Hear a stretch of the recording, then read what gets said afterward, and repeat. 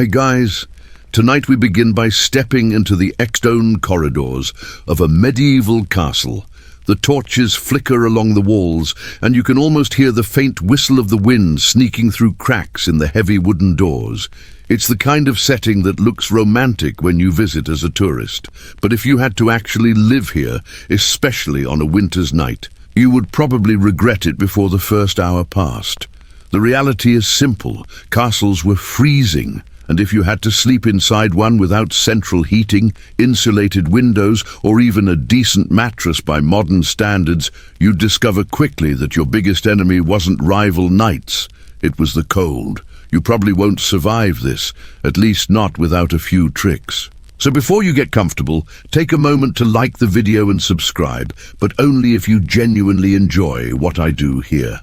And if you're listening right now, post your location and the local time in the comments. I love seeing where in the world people are tuning in from. Now dim the lights, let your breathing slow, and imagine yourself preparing for bed in a medieval stronghold.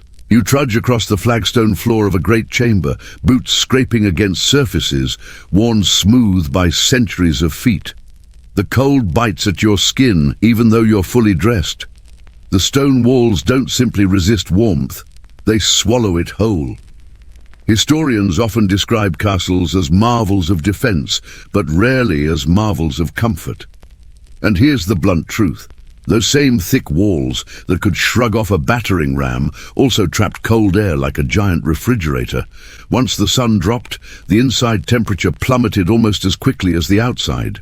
You'd notice your breath forming clouds in front of your face. The air inside feels heavy, damp and unwelcoming. Castles were designed to keep enemies out, not to keep the chill away. The architects thought about moats, drawbridges, arrow slits, but insulation wasn't really on their blueprints.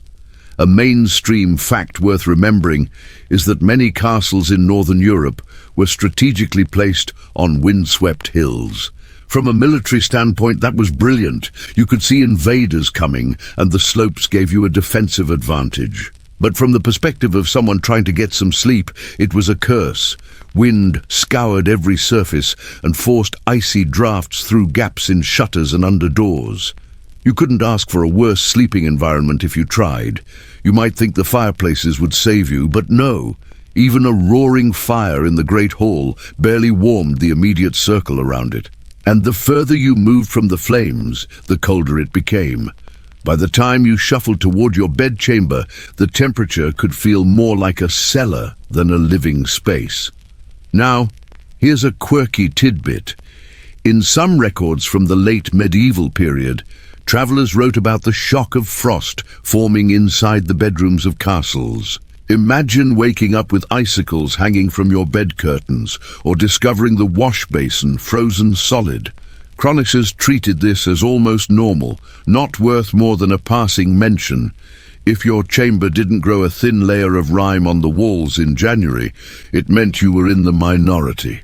And yet despite this, people survived.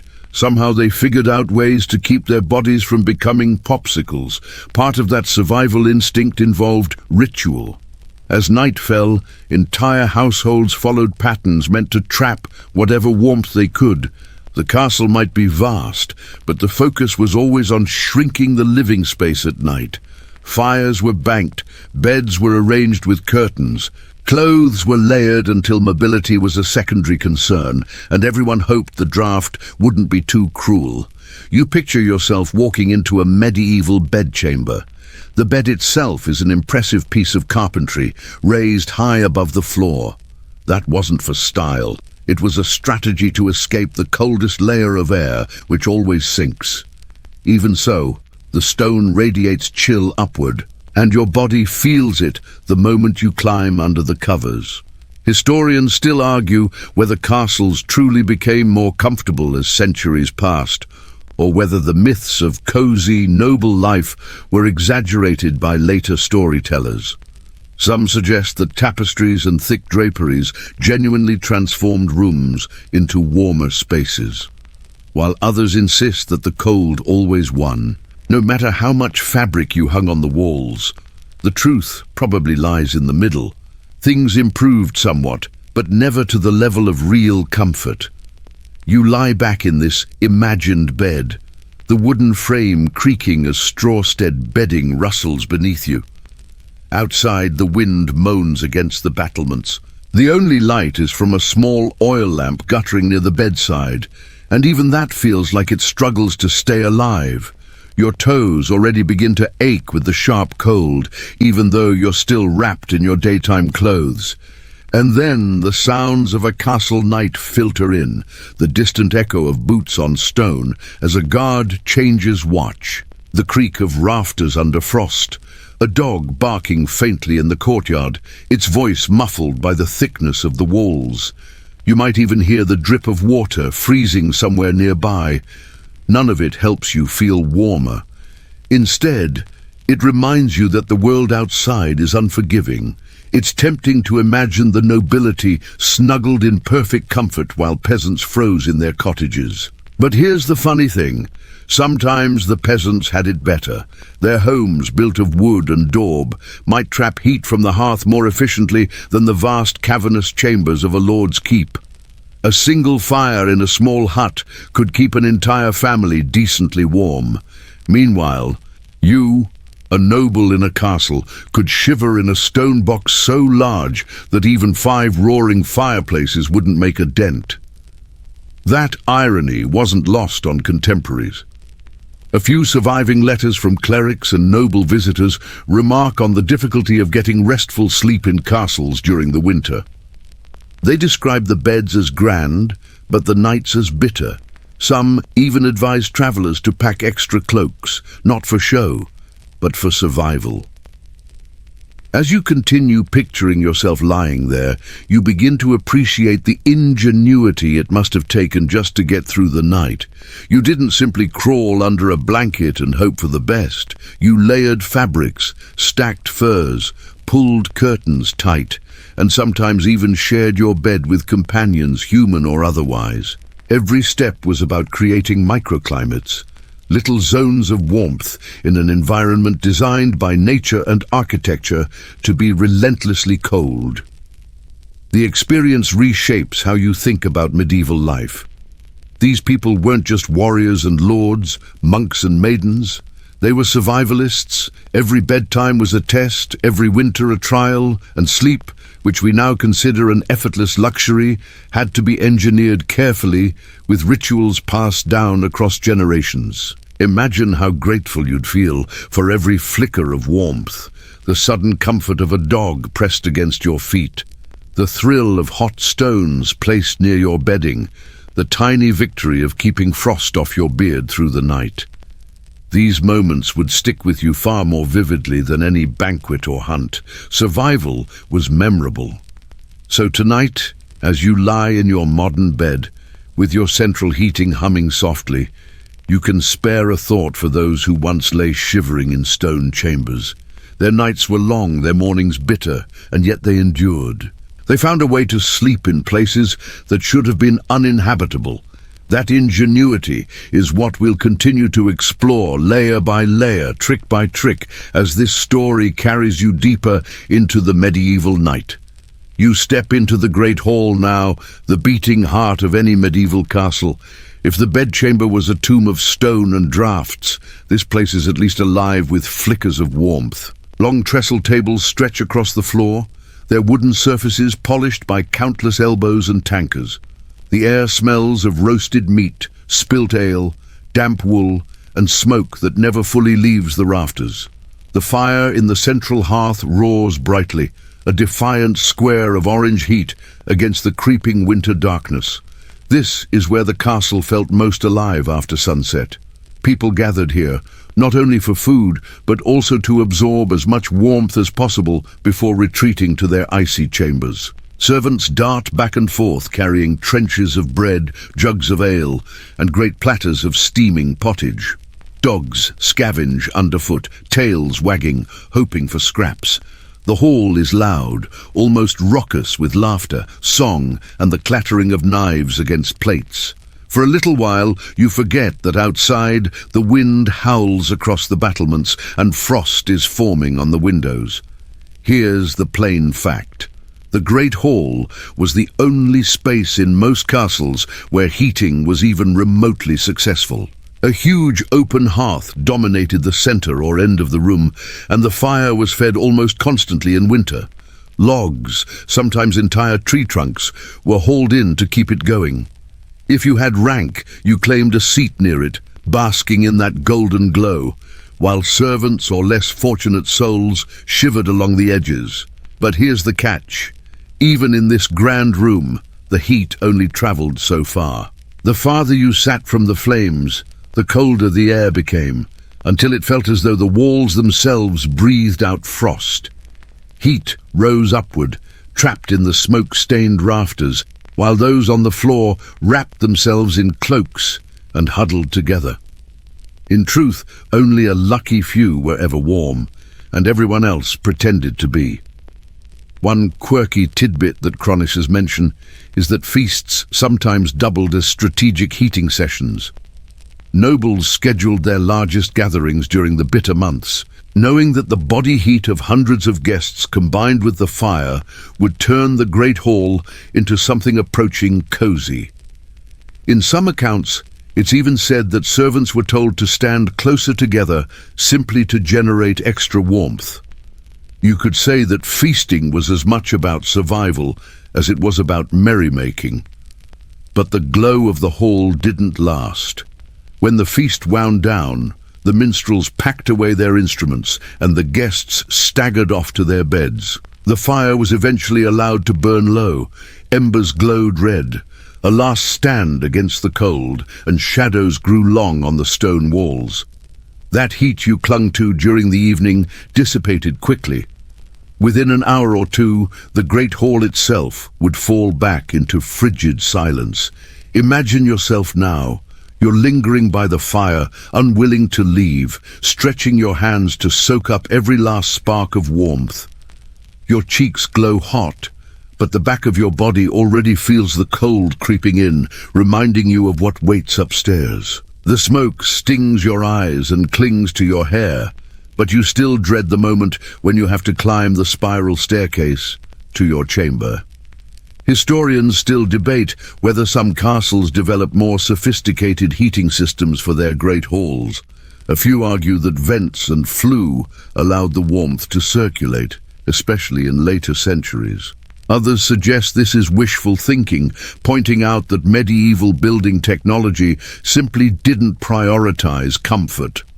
The consensus leans toward the harsher truth.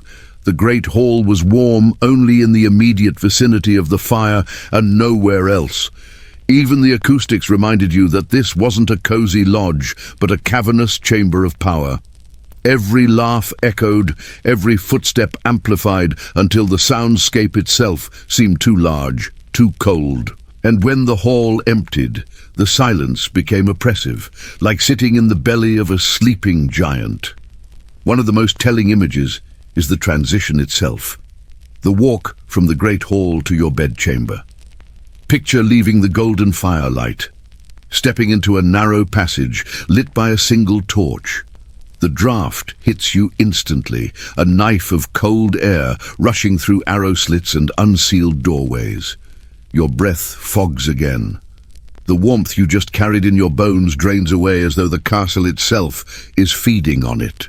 That shift from one room of temporary comfort to the endless chill beyond defined medieval nights. Sometimes nobles lingered so long in the Great Hall that they practically slept there. A high-backed bench pulled close to the hearth could serve as a makeshift bed, and servants or guards often collapsed near the embers rather than face their chambers. To sleep near the fire was to risk sparks, smoke, and restless noise. But compared to the icy stone above, it was still tempting. Another curious note from the records.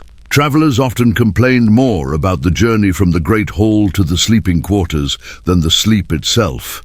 That brief exposure, moving from warmth into cold, was described as a shock to the body. People spoke of shivers lasting all night because of that walk. It's as if the castle itself punished you for daring to think you might be comfortable. The fading glow of the hall was psychological too. You knew that once you left it behind, the night would be long and merciless. The great hall was not just a room, it was a ritual, a gathering of warmth before surrendering to the cold. Every torch put out, every cup drained, was another step toward a shivering ordeal in bed. Even in the flicker of candlelight, you sense how temporary comfort really was. The fire that once roared now whispers faintly, sparks popping and dying. A servant pokes at it half-heartedly, then gives up, leaving the embers to fade. The sound of laughter and feasting is gone, replaced by the quiet groans of the castle settling into the night. And so you turn reluctantly to climb that staircase, cloak wrapped tightly around you, the memory of warmth fading with each step. The glow of the great hall lingers in your mind like a dream you wish could last. But already your toes numb, your fingers sting, and you realize the rest of the night will be a fight for heat. That fleeting glow is what kept people sane, the ritual of gathering, feasting, and basking in firelight before the cold reclaimed its territory. Without the great hall, the castle would have been unbearable. With it, people at least had a chance to remember what warmth felt like, if only for a few hours. You climb higher into the keep now, away from the fading glow of the great hall, and the air changes immediately. The warmth of the fire is gone, replaced by a damp cold that clings to your bones. The walls are thick, thicker than anything you've seen in modern houses. Sometimes 12 ft of stone separating you from the outside world. At first, that sounds like protection, but here's the irony. Those very walls that stopped arrows and siege engines also trapped the chill inside. If you've ever stepped into a basement in winter, you know the sensation. The stone holds the temperature like a memory, radiating cold even when the outside air warms briefly. Medieval builders understood strength and permanence, but not comfort, and so the walls became paradoxical. Fortresses against men, but not against the weather. One fact historians agree on is that castles rarely warmed beyond a narrow radius around the hearth. A fire blazed, smoke curled upward, but step just 10 ft away, and you were already in an icebox again.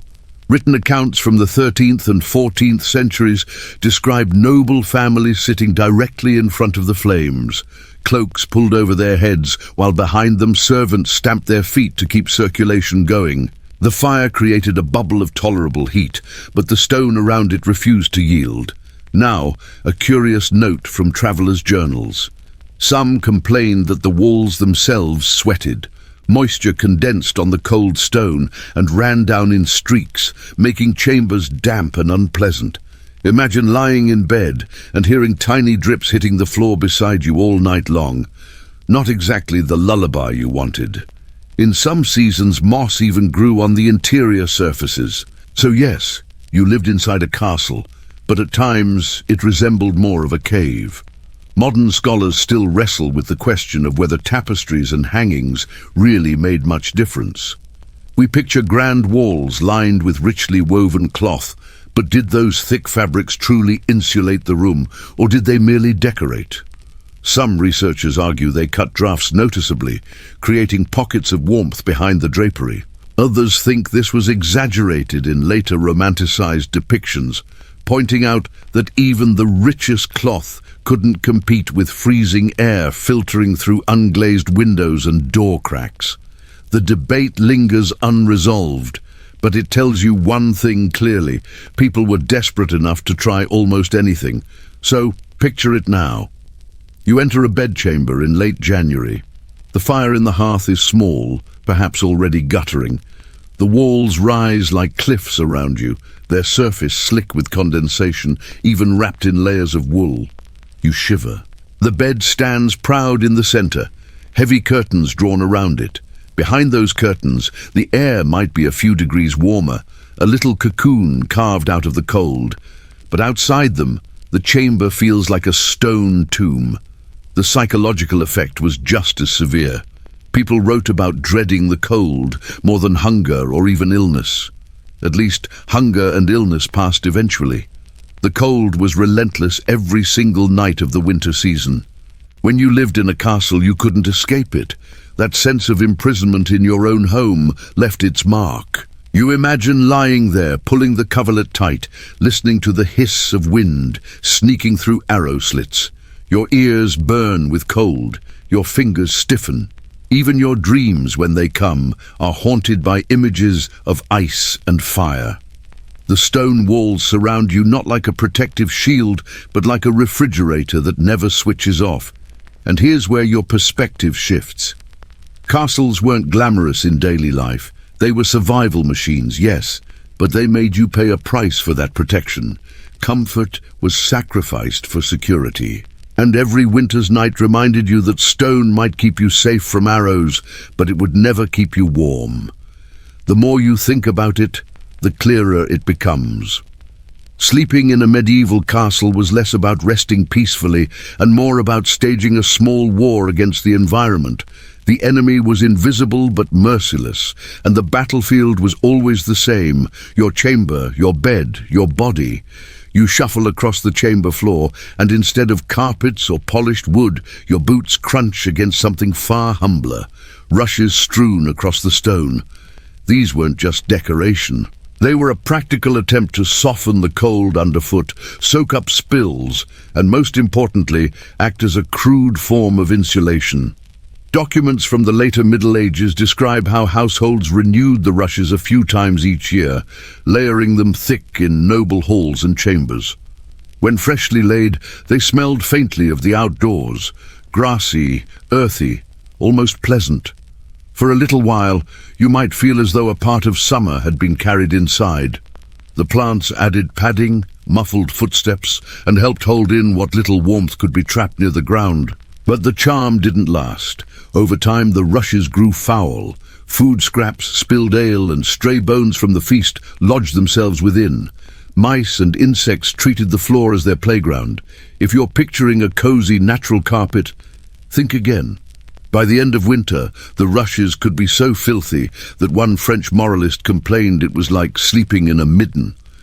What strikes you as fascinating is how these rushes worked double duty. Yes, they trapped a thin layer of warmth, but they also absorbed moisture from the damp stone. In a castle where condensation dripped constantly from the walls, this mattered. Otherwise, every step would have been across slick stone and puddles of freezing water. A peculiar aside appears in some English household accounts. Herbs such as lavender, rosemary, or meadow were sometimes sprinkled among the rushes. The idea was partly practical. Strong-smelling plants disguised odor from rotting scraps, but it also provided a whiff of comfort in rooms otherwise thick with smoke and damp. Imagine settling into bed and catching a faint note of lavender beneath the overwhelming scent of wet wool and wood smoke. It wouldn't make you warmer, but it might make the night a little more bearable. There's an ongoing debate among architectural historians about just how effective these rushes really were. Some argue they genuinely provided warmth by creating an insulating mat between human feet and icy stone. Others dismiss them as largely symbolic gestures of order and cleanliness, pointing out that most of the heat loss came from walls and ceilings. Anyway, the evidence is patchy, and so the question lingers: were the rushes a true medieval technology of warmth, or simply a messy habit disguised as tradition? You picture yourself now lying in bed while a servant finishes scattering new rushes across the chamber. They crunch softly underfoot, releasing faint aromas as they're trampled down. For a fleeting moment, the room feels cleaner, almost civilized. But you know that by morning the rushes will already have absorbed the dampness, and the cycle of decay will begin again. Think of the sensory overload of such a bedroom. Beneath your sheets, you might feel the comfort of wool or fur. But rising around you is the musty smell of old rushes, the sharp tang of herbs, and the omnipresent smoke clinging to your clothes. The floor rustles as mice scurry in search of crumbs. Every detail reminds you that survival, not luxury, defined your sleep. Yet there's a kind of ingenuity in it too. These people used the simplest materials, plants gathered from riverbanks and fields, and turned them into tools for enduring the long winter. They didn't think in terms of carpets or insulation. They thought in terms of whatever could keep the chill a fraction further away. So as you rest your head in this imagined chamber, you realize that even the floor beneath you was part of the nightly battle against the cold. Stone was the enemy, rushes with a fragile shield, and every morning began with the question, how long until these two betrayed you with dampness and decay? You sit on the edge of the bed now, running your fingers across the layers of cloth piled high. If there was one medieval survival secret against the night chill, it was fabric. Wool, linen and fur became the weapons of choice, wrapped and layered until you resembled a cocoon rather than a sleeper. Records from household inventories make it clear just how central textiles were to medieval life. Linen sheets were considered the baseline, smooth and cool against the skin, though far less insulating than what came on top. Over that came thick woolen blankets, heavy enough that some people compared them to the weight of a hound. And if you had the wealth, you added fur collets, fox, sable, or even bear. Nobles invested fortunes into such bedding, not only for show, but because without it, winter nights could be lethal. But there's an amusing observation buried in the sources. Servants sometimes joked that their masters couldn't move once they were tucked in. So many layers pinned them down that turning over required a monumental effort. Imagine being swaddled in 5 or 6 heavy blankets, so tightly tucked that you either lay still or risked pulling the covers off and freezing. Warmth came at the cost of mobility, a trade-off most were willing to make. Fur deserved special attention. Beyond luxury, it was genuinely practical. Arctic fox pelts, marten skins and sheepskin all provided dense warmth. One chronicler describes a noble woman in Burgundy who refused to travel without her irine-lined bed covers even in summer because she feared catching chills at night. To us, it sounds absurd, but in an age where drafts slice through every room, paranoia about cold was entirely rational. A strange custom pops up in certain households. Some people believed sleeping under too much linen was unhealthy because linen was thought to draw out the body's heat. To balance this, they deliberately layered wool or fur above and below, creating what we might call a textile sandwich. The idea was that linen cooled, wool heated, and fur trapped it all in. Whether the theory worked scientifically is doubtful, but it shows how people mixed folklore with practical comfort. Scholars continue to puzzle over the social meaning of these textiles. Was fur really about survival, or was it mostly status signaling? On one hand, inventories prove that wealthy nobles collected enormous numbers of fur collets. On the other hand, poor families survived without them, relying on coarse wool instead. Some historians argue that furs were primarily symbols of power and rank, while others maintain they were a crucial necessity in drafty castles. The truth likely sat somewhere in between. They were both life-saving tools and markers of prestige. Now imagine yourself beneath these layers. The wool itches faintly against your skin, rougher than modern textiles. Above that, the fur feels dense and almost suffocating, but at least it keeps the cold at bay. The blankets press you into the straw mattress with their sheer weight. You shift, but only slightly. Any bigger movement would invite icy air into the cocoon. Your breath warms the space around your face, while the rest of you relies entirely on the barrier of cloth. The silence of the room amplifies every sensation. The rustle of linen, the coarse scratch of wool, the faint musky odor of animal pelts. There's something intimate and primal about it. You are wrapped in the skins and fibers of the natural world. Every thread and hair a reminder that survival depends on turning the environment itself into armor. And in that thought lies the essence of medieval sleep. To rest was to build a fortress inside a fortress, not with battlements and mows, but with sheets and furs. Each night you barricaded yourself against the cold with whatever textiles you could muster. Without them, even the most magnificent castle chamber would feel like the inside of a crypt. So as you lie there in this imagined cocoon, you begin to understand the nightly ritual. Gather layers, weigh yourself down, and hope they hold until morning. The cold might rattle the shutters, creep through the stones, and swirl around your bed. But inside the fortress of fabric, you stood a fighting chance. The bed itself was more than a piece of furniture. It was a machine designed to create a small, livable climate inside an otherwise hostile room. When you draw back the heavy curtains of a medieval four-poster, you aren't just peeking into someone's private sleeping space.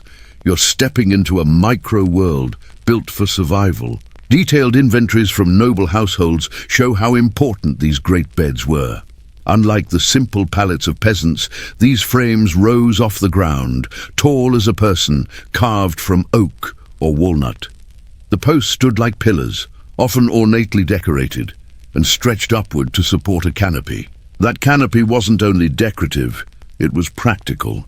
By draping curtains down the sides, you trapped your own body heat inside. It turned an icy chamber into something faintly resembling warmth. Think of it like a medieval tent inside your bedroom. Once the curtains were closed, the difference could be dramatic. The heat from your breath, from your body, from the thick bedding, all collected within a drafty room, where the temperature might hover just above freezing. Those extra few degrees could mean the difference between a miserable night and something tolerable. There's an off-cited record from a French duchess who traveled with her bed dismantled and packed on carts. Why go to that trouble? Because the bed wasn't just furniture, it was life support. To sleep in an unfamiliar castle or abbey without your own canopy and curtains was to risk shivering all night long. A curious detail crops up in some English sources. The curtains themselves were sometimes waxed or lined with oiled cloth to block drafts more effectively. Imagine pulling those curtains closed, the fabric heavy, faintly smelling of beeswax or resin. They didn't just block the cold, they also created darkness, muffling sound and light, giving the illusion of privacy in rooms that were rarely truly private. Modern scholars still discuss how effective these beds really were. Did they genuinely warm sleepers, or do later romantic depictions exaggerate their usefulness? Archaeological evidence suggests the curtains were thick and layered, so there's reason to believe they worked. Yet some argue the warmth was psychological as much as physical, the feeling of being enclosed, sheltered, hidden away from the cavernous cold. The debate continues, but what remains certain is that people believed in their importance so strongly that portable beds became a noble necessity. Now picture yourself sliding into one. The bed cacks under your weight, the straw mattress rustles, and then you reach to pull the curtain closed. Instantly the air feels different. Still cold, yes, but no longer assaulted by drafts from the arrow slits. Your breath fogs less quickly, your body relaxes into the layered covers, and you sense that you might actually fall asleep. The curtain muffles the faint drip of water from the walls, the distant cough of a servant in the hallway, even the bark of a dog outside. Inside, it smells of fabric and fur, faintly musky, but comforting. You hear only the rustle of your blankets when you shift. The chamber beyond may be vast and inhospitable, but here, in your bed, you've carved out a pocket of life against the elements. It wasn't foolproof. Some nights the curtains froze stiff where condensation collected. Other nights the smoke from the hearth drifted inside, choking you awake. But for most nobles, the four-poster canopy bed represented the best defense available against the nightly siege of cold. And this is where you realize the ingenuity of medieval people wasn't in grand inventions, but in small, clever adaptations. No central heating? Then build a private climate bubble. No insulation? Then hang thick curtains and seal yourself in. Every night was a negotiation with the cold, and the canopy bed was the closest thing to a truce. Imagine lying there now, your eyelids heavy, the world beyond the curtain fading into silence. The chamber is still cold, the castle still drafty, but you've made a space where survival feels possible. You drift towards sleep, not because the night has grown warmer, but because you've managed, through fabric and wood, to outwit it just enough. Beneath all those blankets and curtains, the foundation of your night's rest was still the mattress itself. What lay under you could determine whether you passed the night in some level of comfort or whether you woke aching, frozen, and cranky. In the Middle Ages, bedding came in many forms, but two stood out: the feather bed and the straw tick. The feather bed was the luxury choice. Imagine sinking into a sack stuffed with goose or duck feathers, soft and pliable, cradling your body with warmth. Inventories from noble estates often list multiple feather beds, carefully stored and moved with the household whenever the lord travelled. A well-stuffed feather mattress could be so thick that one sat nearly a foot above the bed frame, a bouncy cushion in an otherwise unforgiving chamber. Families prized them, guarded them, and passed them down as treasured possessions. They weren't simply comfortable, they were symbols of status. But here's a twist: feather beds could also become suffocatingly hot, trapping body heat until sleepers woke drenched in sweat, even in winter. One amusing complaint survives from a 15th century letter, where a guest moaned that his host's bed swallowed him like a goose in a pot. Too many feathers meant you sank too deep, and instead of gently cushioned sleep, you spent the night struggling to crawl back to the surface. For most people, though, the reality was a straw tick, a large sack filled with straw, hay, or reeds, stuffed until it formed a crude mattress. Peasants used them, soldiers used them, and even castles filled their lesser chambers with them. They were cheap, easy to refill, and moderately effective at lifting you off the icy floor. But straw came with its own curses. It flattened quickly, poked through the cloth, and often harbored fleas. Households had to beat the bed regularly, literally whacking and shaking the straw sack to fluff it up and drive out vermin. By morning, your body might itch from straw scratches, but at least you'd survived the night. Contemporary sources note a strange detail. Some people mixed herbs into the straw, not only to sweeten the smell, but also to ward off pests. Lavender, mint, or pennyroyal might be tossed in, leaving a faint fragrance that masked the sour odor of damp hay. If you've ever slept on a straw-stuffed mattress, you know the smell never quite leaves. It lingers, earthy and musty, seeping into clothes and hair. Researchers still debate just how common featherbeds really were. Some argue they were rare luxuries reserved for the very top tier of society. Others point to records showing middling households owning at least one feather bed, suggesting they were more widespread than assumed. The disagreement comes down to patchy evidence, but what it reveals is that sleeping surfaces matter deeply enough to be meticulously recorded. Imagine yourself lying down on a straw tick in a drafty chamber. The sack rustles beneath you, uneven lumps pressing against your back. Each shift releases a puff of grassy scent mixed with the faint sharpness of herbs. You hear the tiny scurry of mice somewhere within the rushes on the floor, and you wonder if they'll pay you a visit. The blankets above press heavy, but the straw below reminds you that comfort in this age was never guaranteed. Now picture the alternative, a feather bed in a noble room. You sink deep into the softness, your body embraced by down. It feels heavenly until the warmth grows stifling. The feathers shift, and you roll into a hollow that cradles you a little too tightly. You push at the blankets, searching for fresh air, but the curtains trap everything in. You fall back asleep anyway, knowing this discomfort is still 1,000 times better than straw. The choice between straw and feathers mirrored the medieval social ladder. To lie on feathers was to belong to the privileged. To lie on straw was to accept necessity. Both, however, were responses to the same challenge, keeping the body alive in cold, unforgiving stone chambers. And so, as you drift off in your imagined bed tonight, you realize that medieval sleepers were never passive. Every mattress, whether humble or grand, represented effort, adaptation, and a small victory over the cold. You didn't just collapse into bed. You made a strategic decision. Sink into feathers or endure straw, all in the hope of surviving until dawn.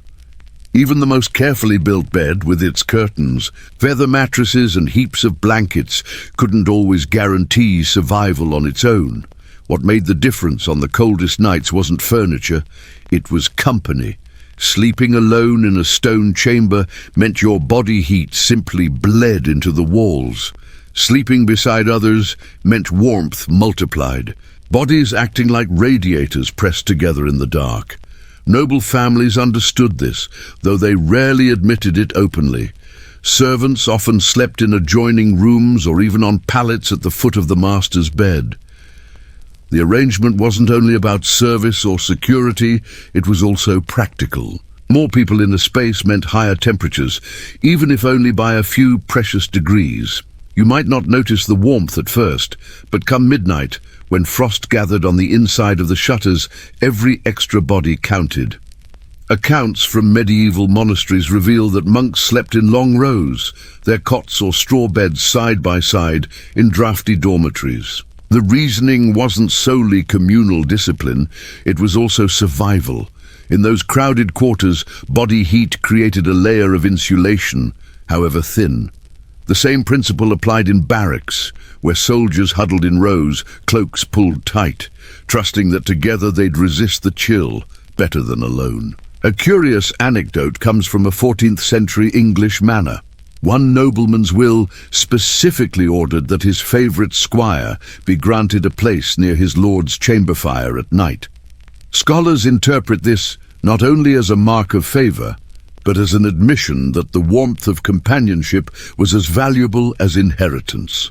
To be invited to share a bed or chamber was not merely intimacy, it was a privilege of warmth.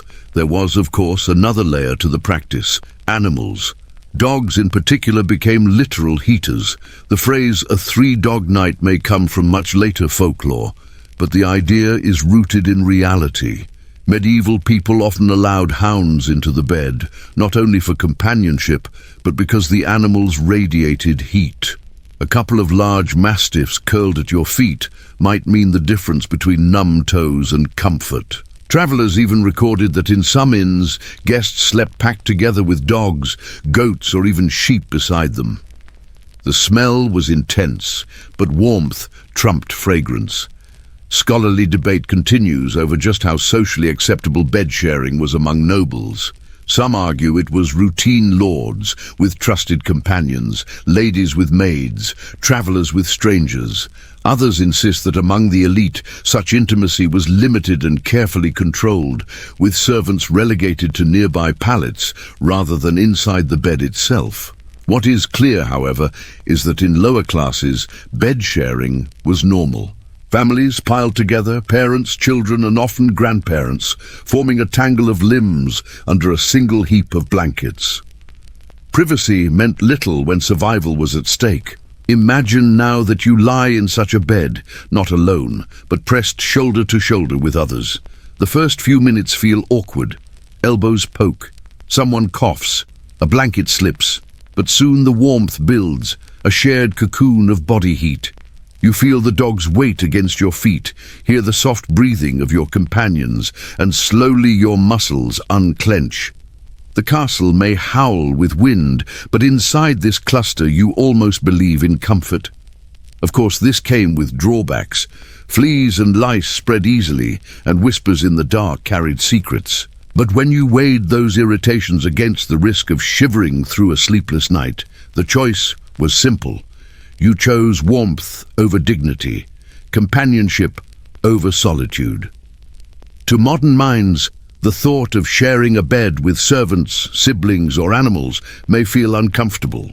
But for the medieval sleeper, it was survival strategy passed down and accepted as common sense. In a world of stone and frost, every extra body was a blessing. So as you pull your own blanket tighter tonight, think of those long-ago sleepers who faced the same cold but had fewer defenses. Their solution was simple: share what warmth you had and hope the night would be merciful. Imagine blowing out your candle and settling under the covers. It isn't just the blankets or the bed curtains that keep you alive tonight. It's also what you're wearing. Unlike the modern custom of slipping into pajamas or even nothing at all, medieval people often went to sleep nearly as bundled up as they were by day. Clothing itself became part of the insulation system. Household accounts and surviving garments show that the staple bedtime attire was the nightshirt, a long, loose linen garment resembling an oversized tunic. Linen might not sound warm to you, but it was the practical choice, easy to launder compared to wool, relatively smooth against the skin and breathable. Over that, you might throw on an extra wool tunic or even a cloak, depending on the severity of the cold. To medieval minds, the more layers the better, but one detail stands out: the nightcap or coir. These were small cloth caps tied under the chin or simply pulled snugly over the head. Why such an emphasis on covering the skull? Because it was widely believed, quite sensibly, that most body heat escaped through the head. A medieval sleeper without a coir was like a knight without armor, dangerously exposed. Illuminated manuscripts even show figures tucked into bed with their heads neatly wrapped, looking more like they're ready for travel than for dreams. The nightshirt itself could vary in length. Poor families wore what they had, often their undertunic repurposed for sleeping. Wealthier nobles commissioned nightwear embroidered with fine thread or edged in fur. Some ladies even had sleeping hoods that trailed with ribbons, though one suspects those were impractical in reality. Whatever the style, the principle was clear. Cover everything you could. A curious note from a 15th century medical text recommends that sleepers bind their feet in linen or wool against the night air. This wasn't mere fashion. It was early recognition that extremities froze first. People wrapped their toes, ankles, and even hands in strips of cloth before bed, creating makeshift socks and mittens. You can almost feel it. Your hands swaddled, your feet cocooned, every inch of skin shielded from the relentless cold. But what about debate? Scholars remain divided over how widely specialized sleep clothing existed as opposed to simply reusing daytime garments. Some argue that for peasants there was no such thing as nightwear. People simply collapsed in whatever they wore during the day. Others point to wills and inventories that mention night linens, specifically suggesting that at least for the middle and upper classes, distinct sleep attire was normal. Both views hold truth depending on rank and region, but all agree that covering up at night was non-negotiable. Now picture yourself preparing for bed in this way. You strip off your heavier outer layers, slip into a long linen shirt, and tug a cap snugly over your ears. The air nips at your neck until you pull the blankets up. Every fiber of fabric adds a tiny layer of defense, and together they form a cocoon. The bed might be drafty, the room freezing, but at least your body has become a fortress of cloth. The sensory details are vivid. The linen is cool and faintly scratchy at first, warming as your skin heats it. The wool smells faintly of sheep and lanolin, earthy but reassuring. Your cap presses gently around your head, muting sound and making you feel enclosed. You wriggle into position, swaddled like a parcel, and wait for sleep to come. There was another reason for night clothes beyond warmth: modesty. In a world where bed sharing was common, being half-dressed or naked was unacceptable. Even married couples were often depicted in manuscripts wearing caps and long shirts in bed. It wasn't just about surviving the night, it was about propriety. And so whether you were a lord, a lady, a servant, or a soldier, your nightshirt and coif served a social function as much as a practical one. Think of the rhythm of such nights. The ritual of dressing not down but up, layering more cloth, tying knots and smoothing wrinkles before extinguishing the light. In our modern sense, nightwear is associated with relaxation. For the medieval sleeper, it was armor against the elements. So as you tug your own blanket tonight, think of those long-ago figures who climbed into bed, looking more like travelers than dreamers, bundled in linen and wool, heads wrapped tightly against the dark. Their sleep was not effortless. It was engineered stitch by stitch, layer by layer, against the endless siege of cold stone. Picture the moment before you slip under the covers. A servant steps forward, carrying a long-handled pan, its brass surface glowing faintly in the firelight.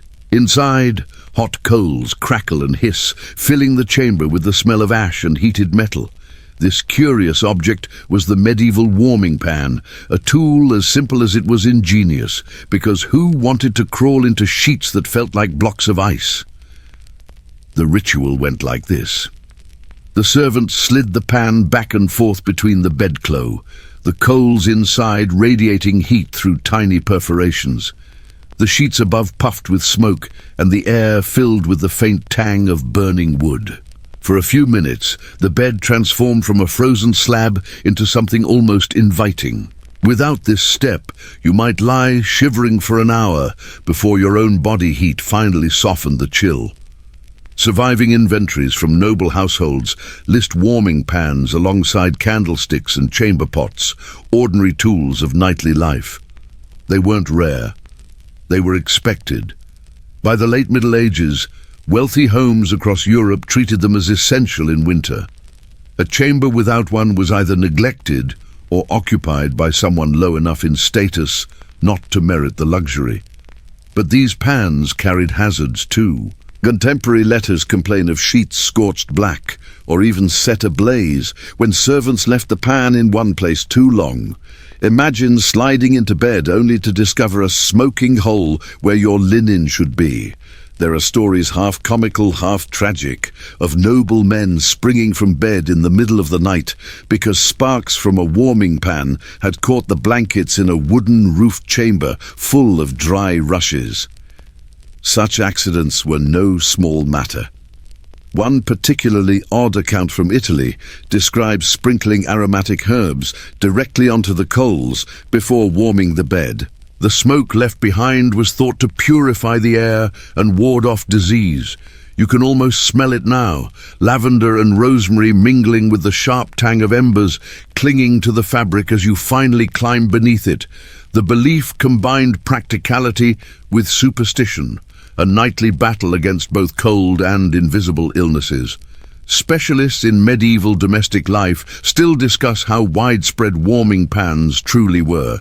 Some argue they were confined mainly to high-status households, too expensive and risky for common folk. Others counter that simpler versions, such as clay pots filled with embers wrapped in cloth, were common among middling families. The truth is elusive because such humble items rarely survived. What's clear, however, is that some method of preheating the bed existed across society, even if the form varied. Now imagine yourself watching the process in your chamber. The servant draws the pan steadily across the sheets, steam rising faintly as dampness evaporates. When the pan is withdrawn, the air under the covers is unexpectedly warm, almost startling after the bitter cold of the room. You slide inside quickly, trying to trap that heat before it escapes. For a few minutes, the cocoon feels blissful, as if you've stolen a pocket of summer in the heart of winter, but it doesn't last. The warmth fades rapidly, replaced once more by the relentless chill of the castle walls. The trick was never about keeping you comfortable all night. It was about making the first moments of sleep bearable. Once your body relaxed, once exhaustion overcame the shivering, you were more likely to drift into slumber and let your own heat do the rest. The warming pan was a symbol of compromise. Never enough to solve the cold entirely, but enough to buy you a start. In a way, it was like striking a bargain with the night. Give me a few minutes of comfort, and I'll endure the rest. As you imagine yourself lying there, drifting off with the faint scent of embers still clinging to your sheets, you realize just how ritualized medieval sleep really was. Every evening involved a choreography of tools, garments, and gestures. The warming pan wasn't a luxury for show. It was part of the survival kit, and without it, many nights would have begun in misery rather than rest. You stir in your imagined bed, tugging the heavy blankets closer, when suddenly you feel a weight press against your legs. A warm, solid shape curls into the crook of your knees, sighs contentedly, and settles down for the night. It isn't another person. It's a dog, or perhaps two, maybe even three if you were lucky. The practice of letting animals share the bed was far from unusual. Dogs especially were not just guardians of property or hunting companions. They were heaters. Their thick coats radiated warmth, and their loyalty meant they would stay near their masters through the long hours of the dark. A castle chamber that felt like an ice cave could become significantly more bearable with a few hounds snuggled up at your feet. Wills and household records from the later Middle Ages occasionally mentioned small lapdogs gifted to noble women, not only for companionship, but for warmth in bed.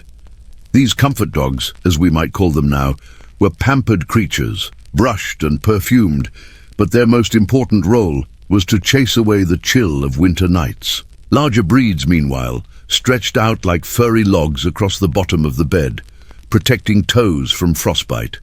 There is even a curious reference from Scandinavia describing how travelers in winter often requested to sleep in stalls with animals rather than in the unheated guest rooms. Horses, cattle, and sheep produce so much heat that sleeping near them was preferable to a lonely bed in stone. Imagine drifting off to the steady breathing of a cow beside you, the air heavy with the smell of hay, but your body warmed by the sheer heat of its bulk. Not glamorous, but effective. Dogs, however, carried a special intimacy. A medieval proverb in French claims that a faithful dog keeps the frost away from his master's heart. It's both literal and poetic. The animal's warmth sustained the body, while its presence soothed the spirit in lonely, draughty castles. Scholars remain divided on how universal this practice was. Some maintain that allowing animals in noble beds was frowned upon in formal households, relegated to private indulgence rather than open custom. Others argue the evidence suggests it was widespread, especially in rural or frontier castles where survival mattered more than etiquette. The debate circles around whether the image of a lady sleeping with a lapdog is romantic exaggeration or practical truth. Now, picture the scene vividly. You lie swaddled in your linen nightshirt and wool blankets, the curtains of the bed drawn tight. Outside, the wind shrieks along the battlements. Your toes ache with cold until suddenly you feel the warmth of a hound pressed against them. Its fur is coarse, its body solid, and though it carries the scent of the hunt and the outdoors, you welcome it without hesitation. Another dog curls at your side, and soon you are cocooned, not just in cloth, but in living heat. The chamber may still be icy, but inside the bed, the world is transformed. Of course, this came with inconveniences. Dogs shed hair, dragged in dirt, and sometimes gnawed on bones hidden under the covers. Insects traveled with them, spreading to their human companions, and yet the trade-off was worth it. Better fleas than frostbite, better a dirty blanket than a night without sleep. The sensory mix is unforgettable. The earthy smell of dog fur, the faint smoke clinging to your clothes, the heavy press of blankets, and underneath it all, the steady rhythm of another creature's breathing. It's no wonder people spoke of their animals with affection bordering on reverence. To share warmth was to share survival. The image of the three-dog night, though a phrase coined much later, captures the essence of medieval sleeping habits. One dog meant manageable cold, two meant serious chill, three meant the night was so bitter that even nobles stacked every possible source of heat into the bed. So, as you lie there in your own bed tonight, think of how extraordinary it must have felt for people in castles isolated by stone. assaulted by draughts, surrounded by darkness, to draw strength and comfort from the simple loyalty of an animal curled by their side. In that small exchange of warmth, human and dog kept each other alive through countless winter nights. Pull the curtains back for a moment and step outside the noble chamber in your imagination. Across the courtyard in the shadowed servants' quarters, another world of sleep unfolds. The contrast between peasant and noble slumber was stark, and yet the outcome, survival through bitter nights, was the same goal. Who then truly slept warmer? The answer might surprise you. Nobles had grandeur, feather beds, fur collets, warming pans, and thick canopies. But grandeur did not always mean comfort. Their bedchambers were cavernous, built for display as much as for rest, and all that space made them impossible to heat. Even with roaring fireplaces, the stones swallowed warmth like a sponge. So a lord might lie on heaps of down and fur, yet still breathe air that froze into mist before his eyes. Meanwhile, peasants lived in humbler houses of timber and daub, small enough that a single hearth warmed the entire interior. A thatched roof thick with straw acted as insulation. Families huddled together, often with animals stabled at one end of the room, and the combined heat kept the air far more tolerable than in a draughty keep. A visitor to a 14th century English village wrote with mild astonishment that though the huts were mean, they held warmth far better than the Lord's Tower, and yet status determined more than comfort. Nobles had access to finer materials, wool of high quality, imported furs, linen that softened with washing. Peasants made do with coarse wool and blankets patched until they thinned, or sheepskins cured roughly in smokers's. Their bedding smelled strongly of lanolin and hearth smoke, and though it insulated well, it never looked or felt luxurious. One curious note from memorial records shows that peasants sometimes slept directly on benches near the fire, their children curled in their laps. They risked sparks and smoke, but the closeness to the hearth guaranteed warmth. In contrast, the noble's bedchamber, separated from the great hall, often lacked that immediate heat. Comfort was thus unevenly distributed, not always in the way you'd expect. Researchers today still puzzle over the real hierarchy of warmth. Did wealth automatically buy you better sleep? Or did peasants, in their cramped but snug cottages, manage to endure the winter nights more easily? Evidence points both ways. Some scholars argue that nobles' sheer volume of textiles kept them superior. Others insist the smaller communal spaces of the lower classes offered practical warmth that the aristocracy's grandeur could not match. The discussion remains unresolved, highlighting how much sleep itself mirrored social divisions. Imagine now the two scenes side by side. In the castle, a nobleman shifts beneath heavy layers, his breath curling white, the vast room echoing with every gust of wind against the shutters. Down in the village, a peasant family squeezes onto a straw mattress before the hearth. Children nestled like kittens, the smell of animals drifting from the stall nearby. One bed is ornate and stiffly formal, the other crowded and earthy. But which body wakes warmer? The question lingers, and perhaps no one answer fits all cases. Still, both noble and peasant shared one truth. They adapted. Survival in the medieval night was not about absolute comfort, but about learning to live with hardship, reshaping homes and habits until rest became possible. Nobles may have flaunted luxury, peasants may have relied on closeness and simplicity, but all slept under the same winter stars, shivering and dreaming their way toward morning. As you drift in your own warm bed tonight, you can sense the irony. Status determined the trappings, but not always the quality of medieval sleep. Sometimes the humblest hut held more genuine warmth than the grandest hall. You might think that once a bed was established in a noble chamber, it never moved. After all, these beds were massive objects, heavy with carved posts and curtains. But in practice, families often shifted where they slept according to the season. Bedrooms were not fixed, timeless sanctuaries. They were flexible spaces chosen for their relationship to sunlight, fire, and wind. In other words, you chased the sun in winter and fled it in summer.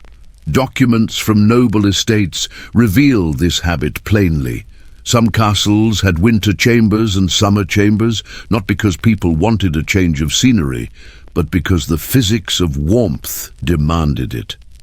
In cold months, families moved into rooms with southern exposure, where the weak sun struck through the windows for a few precious hours each day. The walls there stored a little more heat.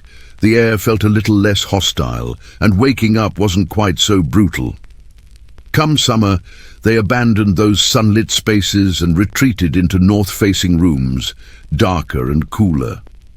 There is a well-documented example in the accounts of Edward the Thaw's household, where entire beds and furnishings were moved seasonally. Servants carried feather beds, linens and tapestries from one chamber to another, creating temporary nests wherever the king chose to rest. It was a logistical ordeal, but for those living in stone palaces, mobility was essential to survive. A curious note survives from a Byandian courtier who complained in a letter that he lost his chamber to the frost one year. The walls, he said, grew so damp and cold that he refused to sleep there, choosing instead a narrower room facing the rising sun. His phrasing reminds us that in castles, the building itself was an adversary. Rooms were conquered by cold, surrendered, and retaken with the seasons. Archaeologists and architectural historians still debate whether every castle truly offered multiple seasonal chambers, or whether this was a luxury of the grandest estates. Some argue that the majority of castles had only a few suitable rooms for sleeping, forcing residents to endure the cold where they were. Others insist that evidence of window placements, fireplaces, and surviving records shows intentional design for seasonal living. The argument remains unresolved, but the image is persuasive. A noble family migrating within its own walls like birds, shifting nests as the weather turned. Now imagine yourself following this routine. In autumn, you begin to eye the sunlit side of the keep, knowing that soon the long nights will demand every advantage. Servants dismantle your bed, hauling frame, mattress, and hangings piece by piece. The sound of carpenters adjusting posts echoes in the new chamber, while tapestries are hammered into place to block drafts. By the time the first frost comes, you are tucked into a room that at least greets you with pale shafts of morning light. The sensory detail is vivid.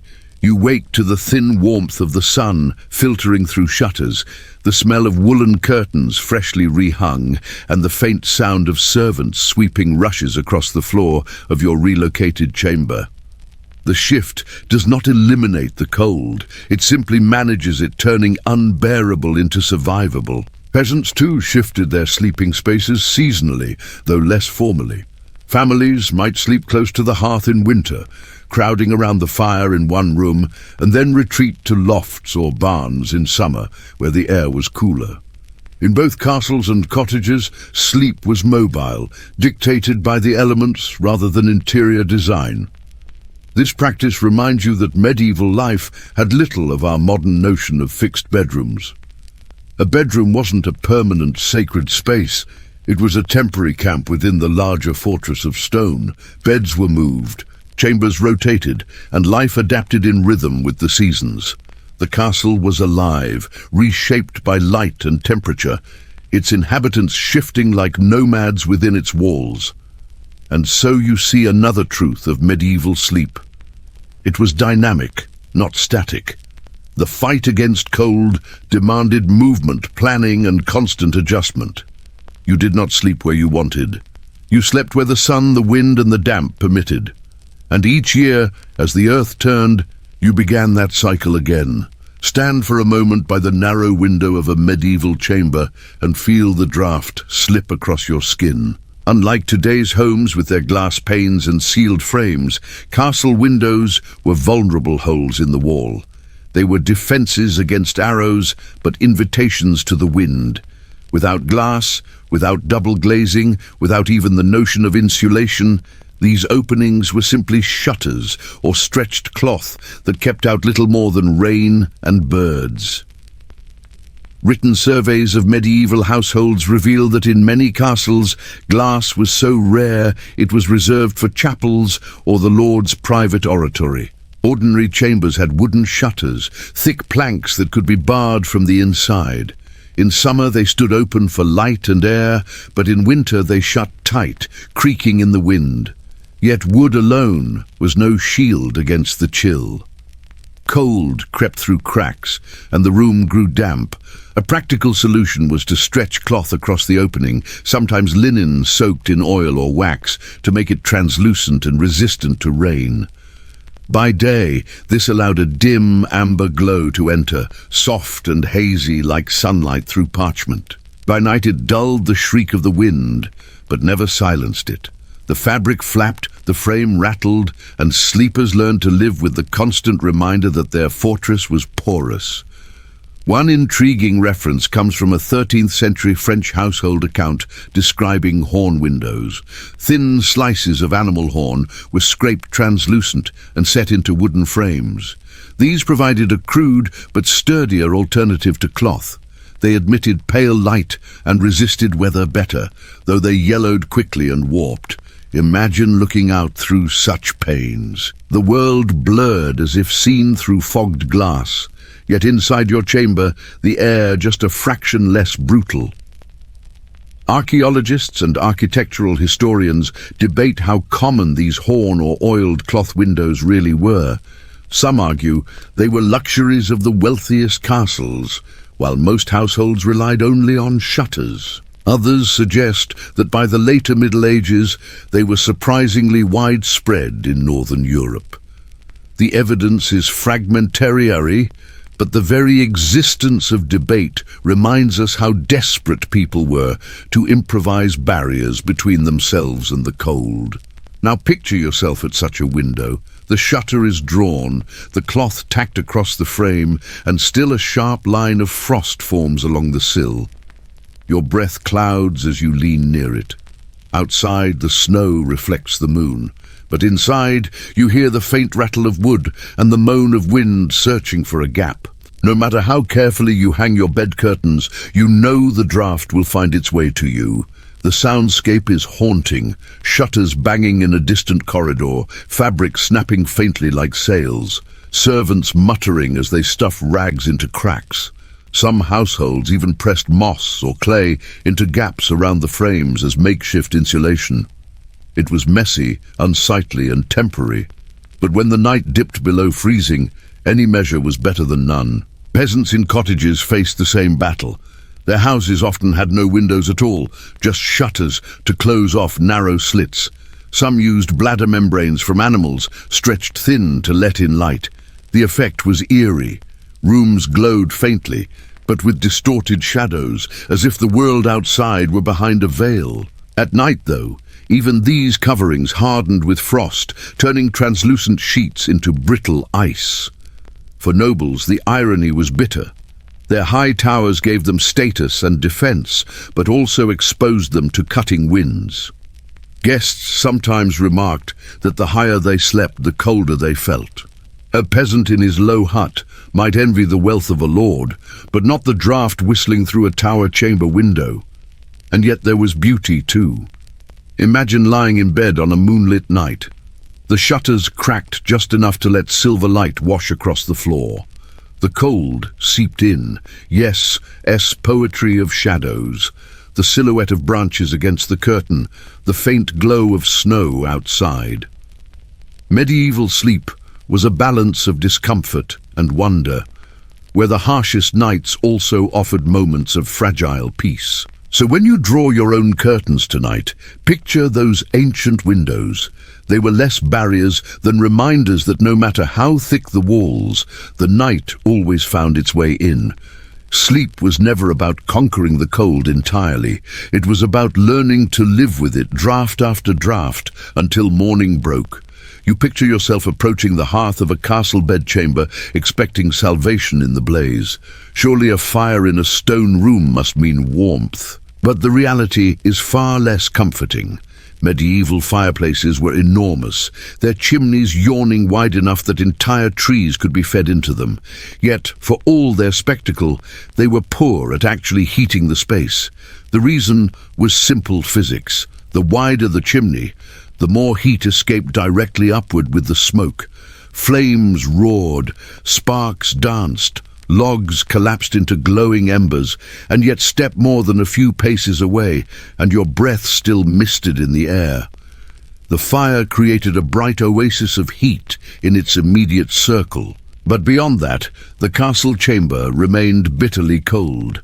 Household records emphasize how much wood this demanded. A single winter week in a large castle might consume entire wagon loads of timber. Forest management became a constant concern, not just for construction, but for fuel. One lord in France complained bitterly in his letters that keeping his great hall warm had emptied the woods faster than any war. Fires devoured resources, yet rarely provided the comfort one imagined. There are amusing accounts too. Guests sometimes joked that noble fireplaces were big enough to roast an ox, but too weak to warm a man. The exaggeration rings true. These hearths provided spectacle, light, and a sense of majesty, but little real relief against the unrelenting chill of stone walls. Some households experimented with placing iron firebacks behind the flames, reflecting heat into the room. Others lined hearths with tiles to store warmth a little longer. But these measures were partial solutions, tinkering against a problem too large to conquer fully. A blazing fire might keep your feet warm if you sat right in front of it, but your back remained icy, and your bed across the room might as well have been outdoors. Scholars still dispute how effective castle fireplaces truly were. Some argue they provided meaningful warmth when combined with hangings and heavy furniture, creating a layered system of heat retention. Others contend they were almost symbolic, more about status and ritual than comfort, since most of the energy vanished up the chimney. The truth likely varied from castle to castle, depending on resources, design, and climate. Now imagine yourself in such a room. The fire crackles loudly, spitting sparks onto the hearthstones. Smoke curls upward, leaving a faint tang in the air. Your face feels flushed, prickling with warmth, but your shoulders remain cold. You shuffle closer, holding out your hands until you nearly singe your sleeves. Then, reluctantly, you retreat to your bed across the chamber, only to find the temperature drops with every step. By the time you slip under the blankets, you may as well have been sitting outside. Peasants, by contrast, often benefited more from their smaller hearths. A single central fire in a modest cottage heated the whole interior, smoky though it was. The cramped space meant that flames and bodies together maintained tolerable warmth. The grand, noble fireplaces, by contrast, burned through resources, but left chambers half frozen. Grandeur once again failed to translate into comfort.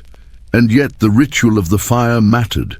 It wasn't just about heat, it was about gathering, about light, about the reassurance that at least something pushed back against the darkness. People prayed by the fire, shared stories by it, dozed in chairs beside it. Even when the warmth didn't carry across the room, the glow offered psychological safety, a beacon of life in the cavernous cold. So when you imagine a medieval night, don't think of a roaring fireplace saving you from frost. Think instead of a fragile island of heat in a sea of icy air comfort that lasted only as long as you stayed near, and comfort that disappeared the moment you climbed into bed. The hearth was a performance as much as a practical tool, and the medieval sleeper learned to be grateful for what little it could give. You lean closer to that glowing fireplace, and for a fleeting moment, it feels safe. But then, another reality of medieval life asserts itself. Smoke. Fireplaces were not clean, efficient machines.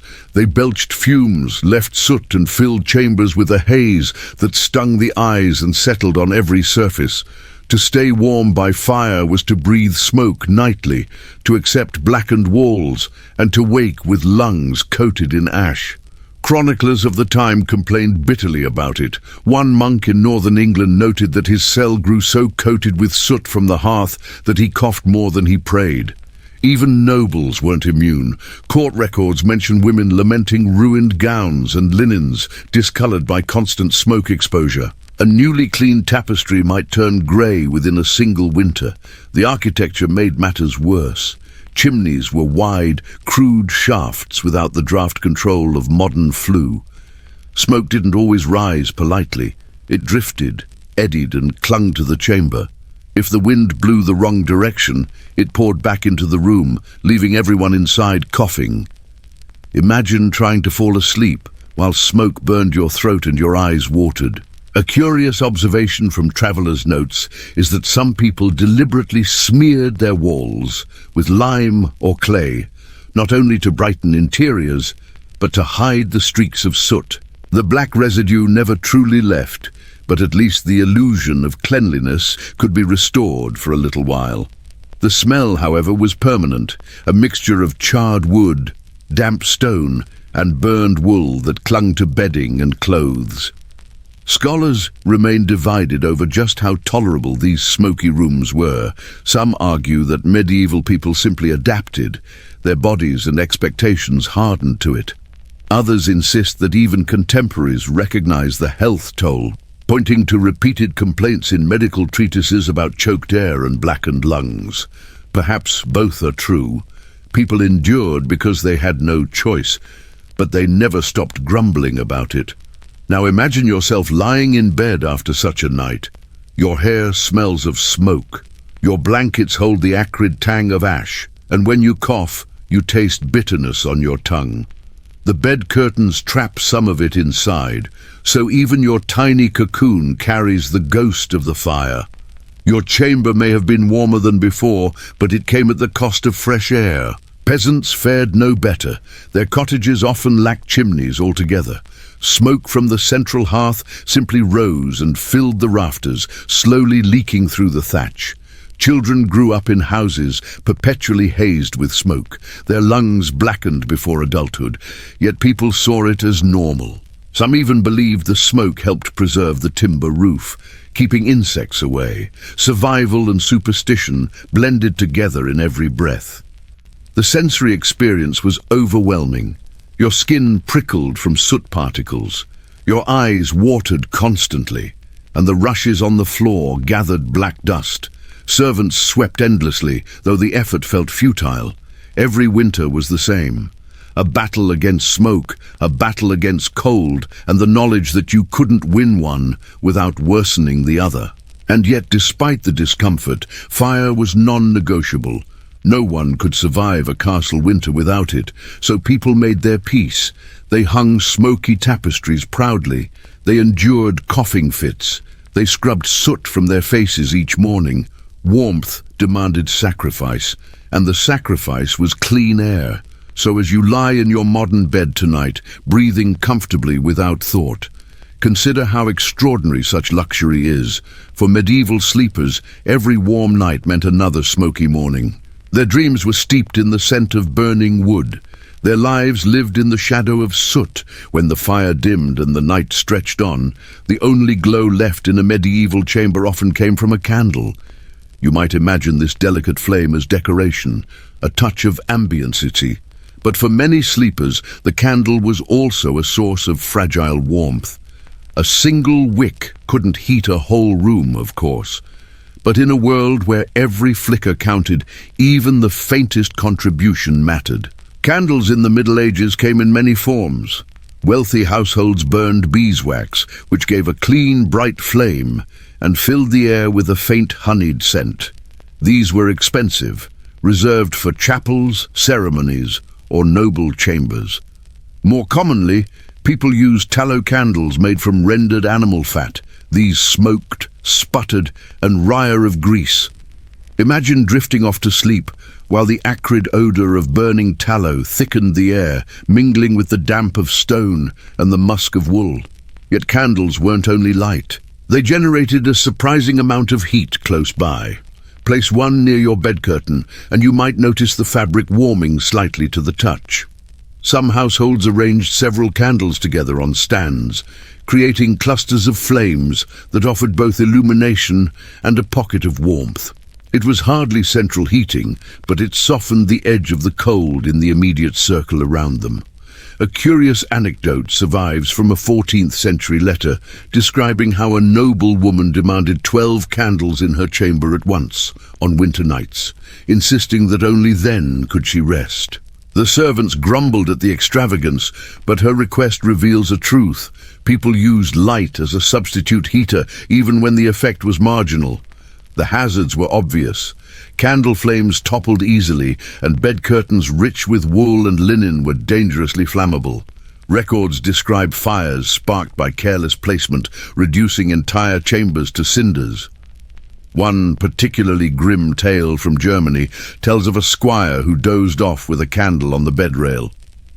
He awoke to find his blankets aflame and barely escaped with his life. The servants blamed him for recklessness, but the real culprit was necessity. He had wanted a sliver of warmth, too close at hand. Scholars still discuss whether medieval people understood the dangers fully, or whether the routine use of candles bred complacency. Some argue that inventories of charred textiles show that accidents were common, but accepted. Others believe the wealthy minimized risk by assigning servants to monitor the lights deep into the night. Whatever the case, the balance between danger and comfort was constant. Now picture yourself in such a chamber. The fire in the hearth has dwindled to embers, leaving only shadows crawling up the walls. A single candle burns on a wooden stand near your bed. Its glow is soft and golden, casting a halo that reaches your hands as you pull the covers tighter.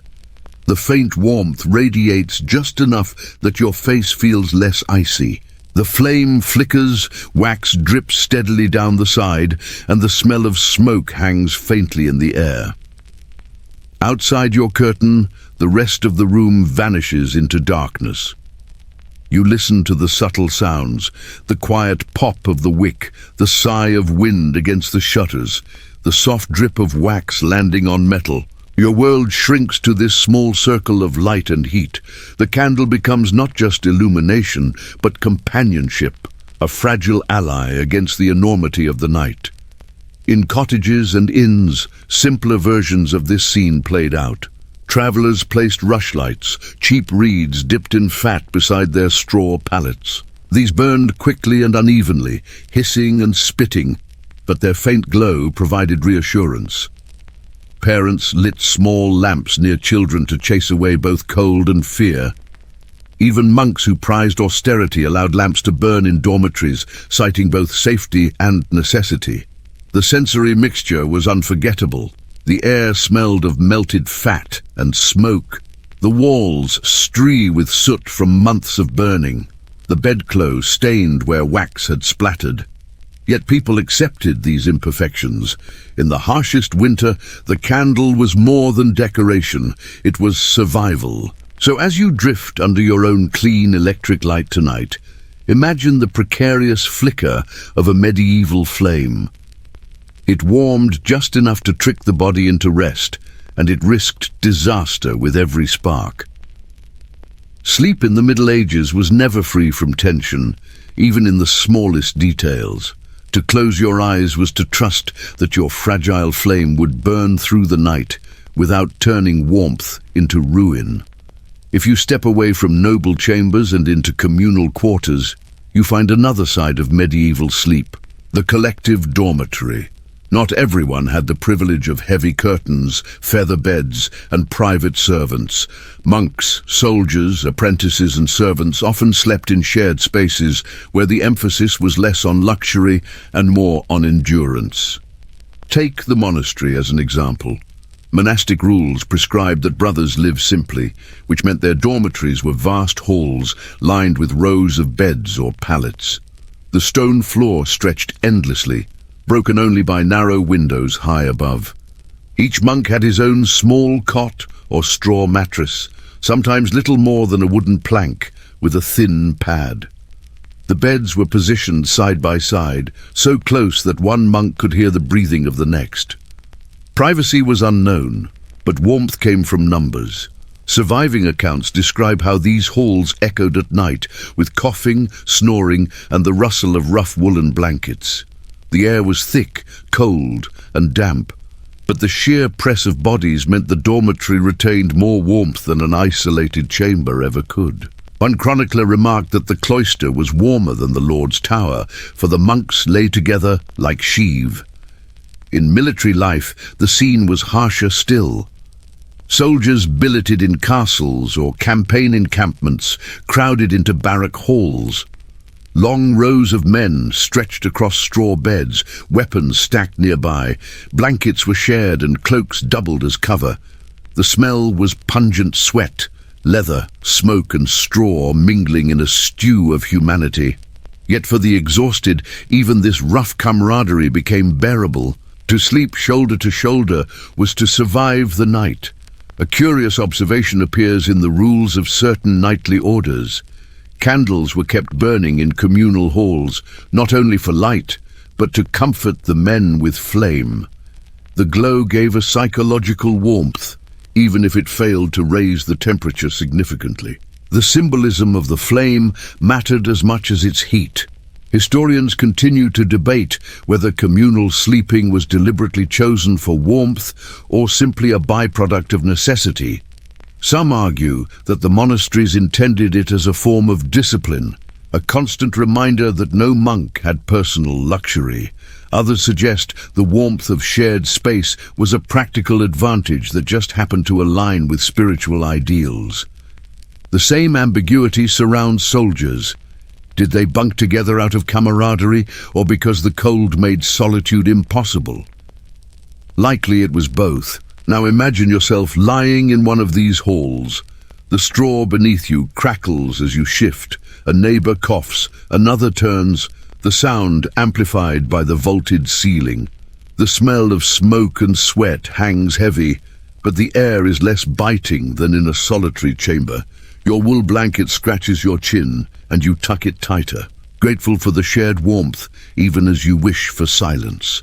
The rhythm of the dormitory is unmistakable. Snores rise and fall like waves, punctuated by the occasional murmur of a dream. Somewhere a rat scurries across the rushes, ignored by men too weary to care. The draught still seeps in through the high windows, but the collective body heat dulls its edge. You may not feel cozy, but you feel safe. Safer than you would alone in a vast, echoing stone room. Apprentices and household servants lived similarly. Castles were filled with side chambers and lofts where young boys or maids rolled out straw pallets, sometimes beneath staircases or in storerooms. They layered cloaks and huddled together, turning humble corners into makeshift bedrooms. Unlike nobles, they could not command warming pans or feather beds, but they had the advantage of proximity. Their sleeping quarters were smaller, more crowded, and therefore warmer. The sensory experience of these communal spaces was unforgettable. Rough wool against skin, the musky odor of bodies pressed close, the low hum of breathing. The scratch of straw, the faint drip of water from the ceiling. It was not peace in the modern sense, but it was endurance. People did not expect silence or solitude, they expected survival. So tonight, as you rest in your own bed, think of those long halls of monks chanting prayers before extinguishing the lights, of soldiers collapsing in rows after battle, of servants curling together in hidden corners. Their warmth came not from silk or fur, but from each other. Sleep in medieval times was as much about community as about comfort. A reminder that even in the coldest castles, survival was rarely a solitary act. You've settled into this crowded dormitory in your imagination. But even here, warmth isn't guaranteed. Fires must be tended, and in the middle of the night, someone always had to get up, stumble across the floor, and stoke the embers. Medieval sleep was rarely uninterrupted. People woke frequently, not just from the discomfort of straw or the coughs of neighbors, but from the practical necessity of keeping the fire alive. The medieval body clock was different from ours. People didn't expect a straight 8 hours of rest. Instead, they lived with what some scholars call segmented sleep. A first sleep came after dusk, lasting a few hours until midnight or so. Then many awoke, sometimes to tend fires, sometimes to pray, sometimes to check animals or children. After an hour or two of quiet wakefulness, they returned to a second sleep until dawn. In the freezing months, this break often revolved around fire maintenance. Without it, embers died and chambers became unbearable. One well-known record comes from the writings of a 15th century physician who recommended using the interval between first and second sleep for reflection, conversation, or even intimacy. To him, this waking period was natural, but to the castle servant trudging across icy floors to feed logs into a hearth, it was less philosophy and more duty.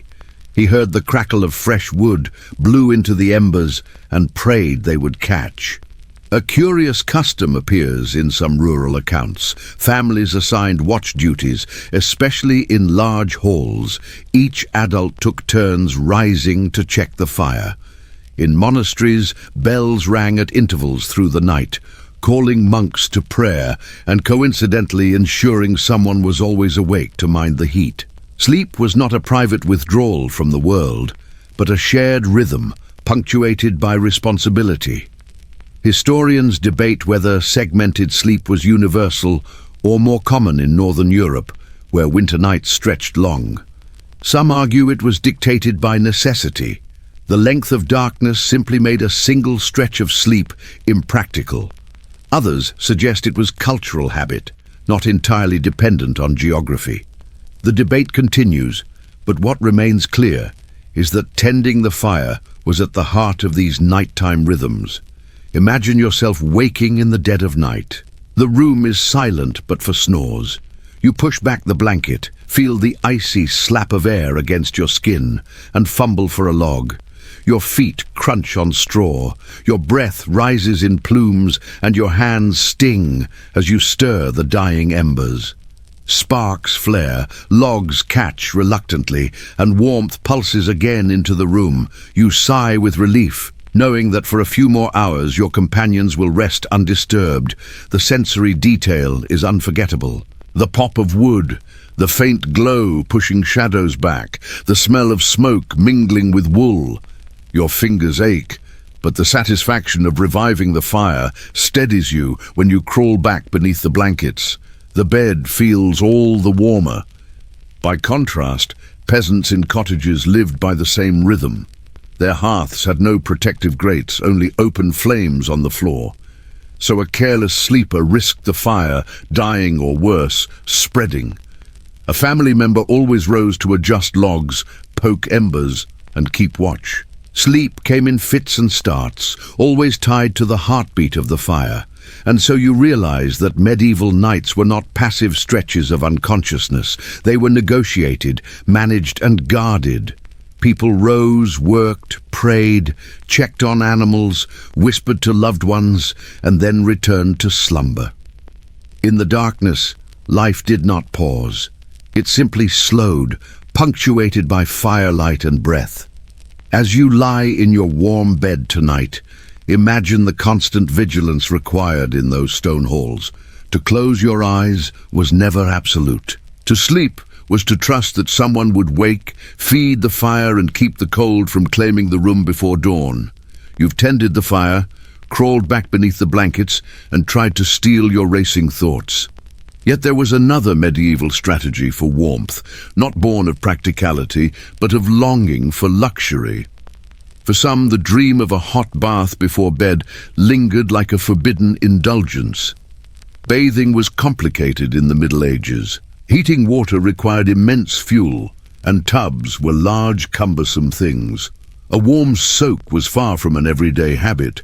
It was a special event, and often communal, but for those who could afford it, slipping into steaming water on a winter night was a kind of magic.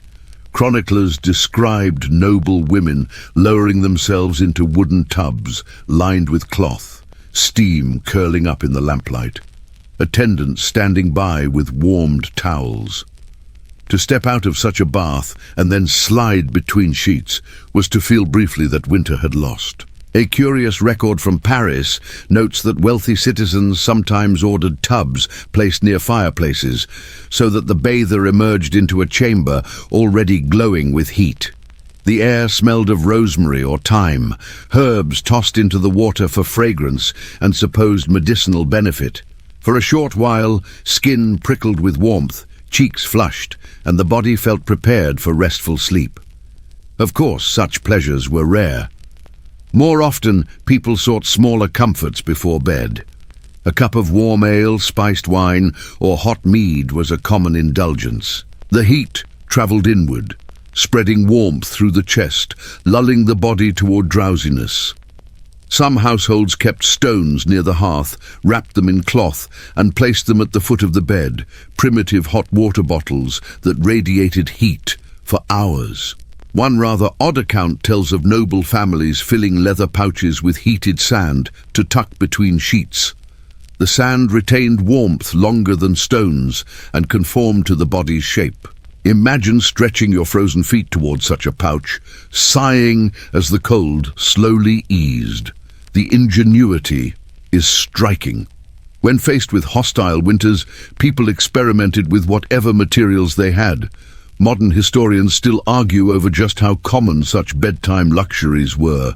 Were they occasional treats for the very richest, or did middling families also practice them in modest form? Some suggest that warming drinks and heated stones were widespread, accessible to most households. Others believe they remained rare indulgences, remembered precisely because they were unusual. The debate reminds us that comfort itself was a contested privilege. Picture yourself in this imagined chamber. You sit before the hearth as a servant pours mulled wine into a cup. The scent of cinnamon and cloves fills the air, masking the odor of smoke and damp wool. You sip slowly, warmth blooming through your chest. Your eyes grow heavy, your limbs loosen, and when you finally climb into bed, the blankets feel less oppressive, more inviting. At the foot of the bed, a stone wrapped in cloth radiates faint heat against your toes. For once, you do not dread the night. The sensory impressions are vivid. The sweet tang of spiced wine, the hiss of a log collapsing into embers, the prickling warmth of heated stone. You drift into slumber, with your senses saturated, your body convinced, however briefly, that comfort is possible. But here's the truth. Such indulgences were fragile. Heat faded quickly, drinks cooled, and by midnight the chamber was cold again. What these rituals offered was not permanent relief, but a kind of psychological grace, moments of ease that made the endless chill tolerable. So as you rest tonight, think of how deeply medieval people yearned for warmth. They engineered clever tools, sought fleeting indulgences, and transformed even a hot drink into a strategy for survival. Their nights were not effortless, but they were resourceful. And every bath, every stone, every sip of ale was a small rebellion against the cold. Even after baths, heated stones, or mulled drinks, medieval people never relied on practical measures alone. Cold was not just a physical enemy, it was a spiritual and supernatural one too. Night was dangerous. The air itself suspected of harboring illness and malevolent forces, and so people turned to charms, rituals, and superstitions to guard them as they slept. One commonly recorded practice was hanging amulets above the bed. These might be simple crosses carved from wood, small relics said to contain saintly power, or even herbs bound in little pouches. Rue, mugwort, and juniper were popular choices believed to drive away not only evil spirits, but also the night air thought to be poisonous. Imagine lying in bed beneath a canopy, strung with fragrant bundles, the scent mingling with the smoke of the hearth and the musk of wool blankets. Prayers were another shield. Monastic rules encouraged reciting psalms before lying down, and noble families often repeated paternosters or amaris at the bedside. But even peasants whispered charms, half prayer, half spell, as they crossed themselves against frost or fever. Some murmured verses over children, pressing kisses on their foreheads to keep the night hag away, a figure blamed for suffocating sleepers. A curious detail appears in a German household manual from the 15th century. Sleepers were advised to place iron objects, such as a knife or scissors, beneath the bed or pillow. Iron was thought to repel demons and fairies that slipped into rooms during the long hours of darkness. The metal glinted faintly in the firelight, a silent guard against unseen intruders, and then there were rituals tied directly to warmth. One folk belief insisted that turning your shoes upside down beside the bed would keep frost from biting your toes. Another claimed that if you whispered the names of 3 saints before blowing out the candle, your body heat would not flee in the night. To us, these sound like quaint superstitions. To them, they were strategies as vital as an extra blanket. Scholars remain divided on how seriously people took such practices. Some argue that charms and prayers were heartfelt, deeply ingrained in the rhythm of daily life. Others suggest they were more like habits, gestures performed out of custom, even if not fully believed. Either way, the rituals reveal something essential. Sleep was never trusted. It was a vulnerable state where cold, illness, and spirits could all strike. People needed both physical and spiritual defenses. Picture yourself lying in a medieval bed now. The curtains are drawn, the fire is low, and the chamber is filled with shadows. Above you hangs a sprig of juniper, its sharp scent cutting through the smoky air. Beneath your pillow rests a small iron knife, hidden but comforting. You whisper a prayer, words soft and rhythmic, and then cross yourself before pulling the blankets tighter. The night feels less menacing, as though the rituals have carved a circle of safety around your fragile body. The sensory details deepen the experience. The rustle of herbs brushing against the canopy, the faint metallic smell of iron near your head, the warmth of wool against your skin, and the lingering echo of whispered words. In that moment, faith, superstition, and survival are all intertwined. Peasants practiced the same, though with different materials. Instead of relics, they hung crude charms, carved wooden figures, knotted cords, or simple herbs gathered from fields. Parents tucked garlic under children's pillows, believing it warded off both sickness and spirits. Even animals were included. Cows and sheep in byres were sometimes blessed before nightfall, their presence thought to strengthen the household against frost. In every class of society, the cold night was not just endured with cloth and fire, but with ritual. The medieval mind sought warmth in the body and safety in the unseen. To sleep was to step into mystery, where prayer and herb, iron and flame all worked together against the long darkness. So when you tuck yourself into tonight, imagine those little gestures, the flipped shoes, the sprig of rosemary, the whispered saint's name. They were small comforts, no less real for being intangible. For the medieval sleeper, survival was never purely physical. It was also spiritual armor, woven from faith, habit and hope. Step back from the bed itself and look at the chamber as a whole. Beyond blankets, dogs, or charms, the architecture of a room shaped how well its occupants could endure the night. Castles were built first for defense, but over time, builders experimented with ways to make the interiors more livable. The result was a patchwork of features, some clever, some symbolic, that aimed to carve warmth out of stone. One such feature was the solar, a private room often set aside for the lord and his family. Unlike the cavernous great hall, the solar was smaller, higher in the building, and easier to heat. It usually had its own fireplace, thick hangings on the walls and windows facing the sun. This wasn't luxury in the modern sense, it was strategy. By reducing the size of the room, the fire's heat had a fighting chance of lingering. Tapestries became more than decoration. Woven from wool or silk, they lined the walls with color and stories. Saints, hunts, mythical beasts, but they also served as insulation. A tapestry might be 10 or 20 feet wide, heavy enough that servants struggled to hang it.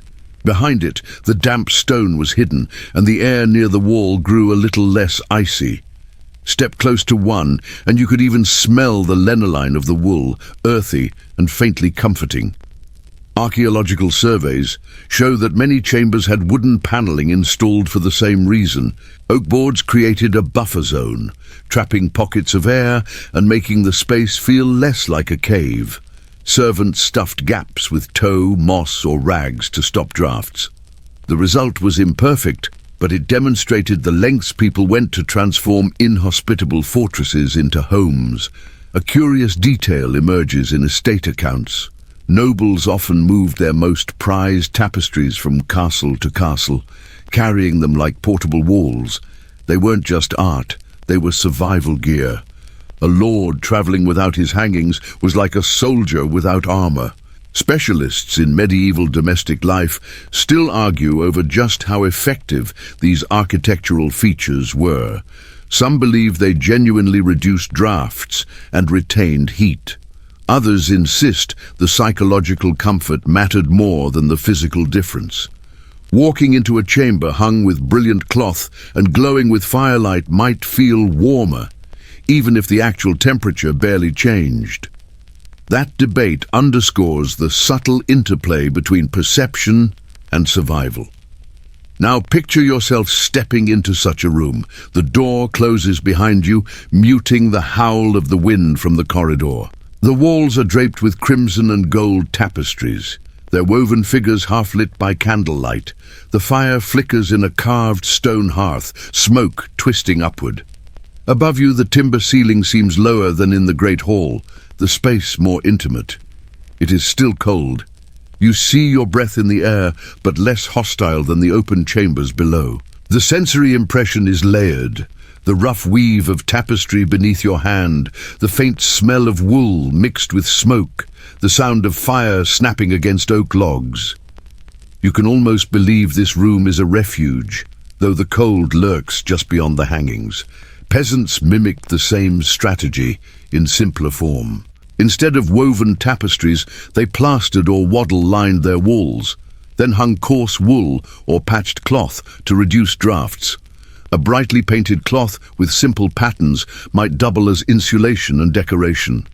In their way, peasants also turned bare walls into protective shells, shrinking the space into something habitable. Another subtle architectural trick was the placement of sleeping chambers on upper floors. Rising heat from the great hall below gave at least a slight advantage. Children sometimes slept in lofts above kitchens, where warmth from ovens lingered. The arrangement was less about privacy and more about exploiting every stray degree of heat. And yet, despite all these efforts, the cold never vanished. You could only mitigate, never eliminate its grip. Still, the presence of wall hangings, solar chambers and wooden panels shows how profoundly people long to transform stone prisons into dwellings. So as you rest tonight, imagine those rooms glowing with tapestries, warmed faintly by fires, softened by wooden boards and bright cloth. They were not cozy by our standards, but they were gestures of defiance. Against the stone, against the frost, against the endless winter night, the medieval household built layers, architectural, artistic and psychological, to say, this space is ours and here at least we will endure. Close your eyes and imagine the smell of a medieval bedroom. It wasn't the lavender-scented idyll of modern linen adverts. Instead, it was a dense stew of odor, layered from the moment you walked through the heavy wooden door. To understand how people slept, you have to understand what they smelled, because every breath reminded them of the conditions in which they lived. The first scent was always smoke. Fires burned almost constantly in winter, and without efficient chimneys, the soot drifted back into the room. The walls darkened, the air grew heavy, and the smell embedded itself in the very fibers of blankets and curtains. Even freshly laundered linen soon carried the tang of ash. You'd lie down at night with smoke clinging to your hair, your clothes, even your skin. Next came the scent of damp wool. Blankets, cloaks and clothing were rarely truly dry in winter. Moisture crept through stone walls, condensed on surfaces and soaked into textiles.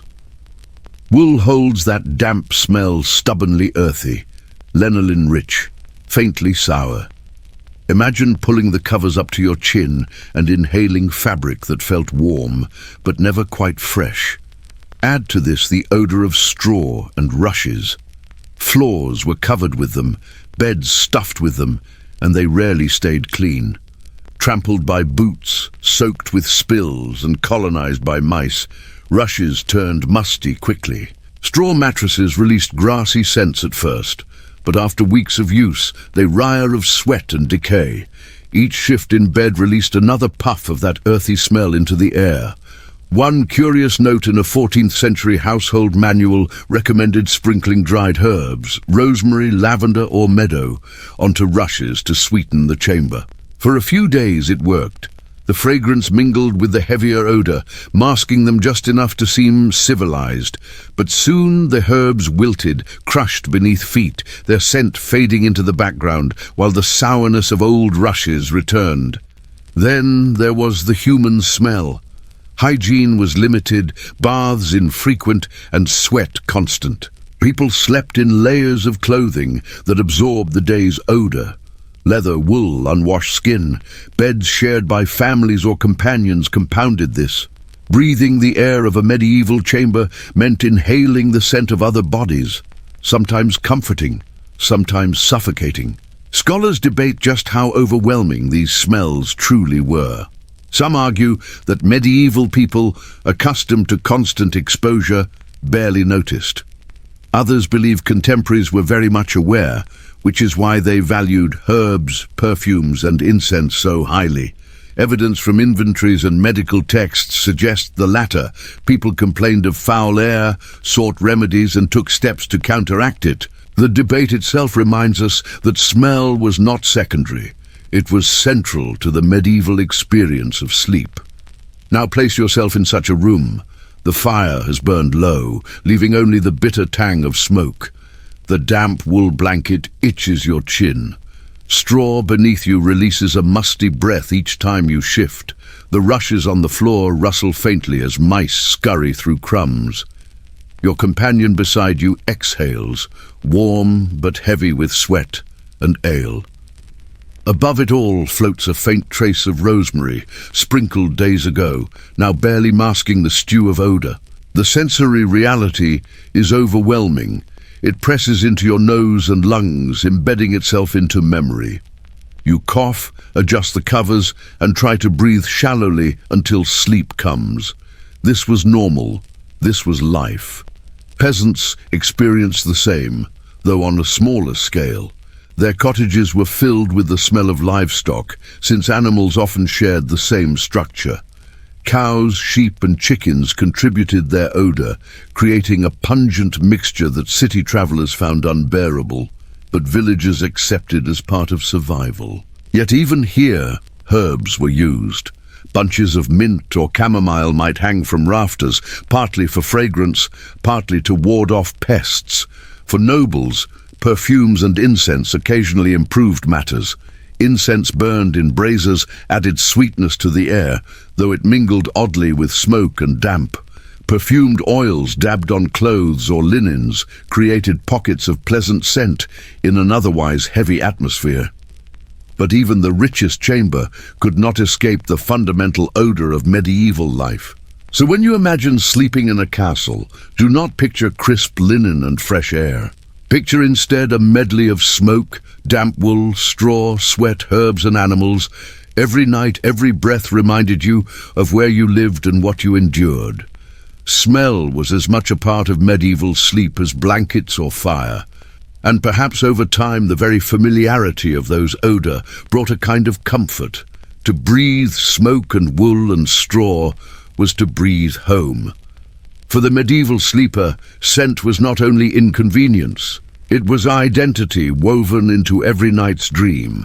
After the smoke, damp wool and musty straw, another force helped medieval people survive the night: food and drink.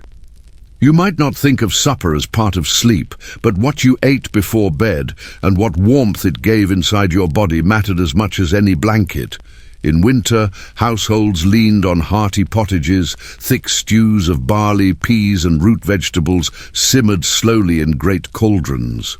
These meals clung to the body, leaving a heavy fullness that made the cold easier to bear. The heat of the broth lingered in the stomach, spreading outward, convincing you that you could endure a freezing chamber a little longer.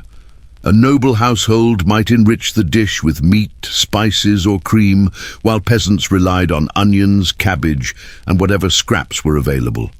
One curious note in a 15th century English manuscript advises eating leeks at night because they warm the belly and chase away the chill of death. Whether or not that claim held true, it shows how strongly people linked diet with warmth and survival. A hot meal was not simply nourishment, it was insulation from the inside out. Drinks played an equally important role.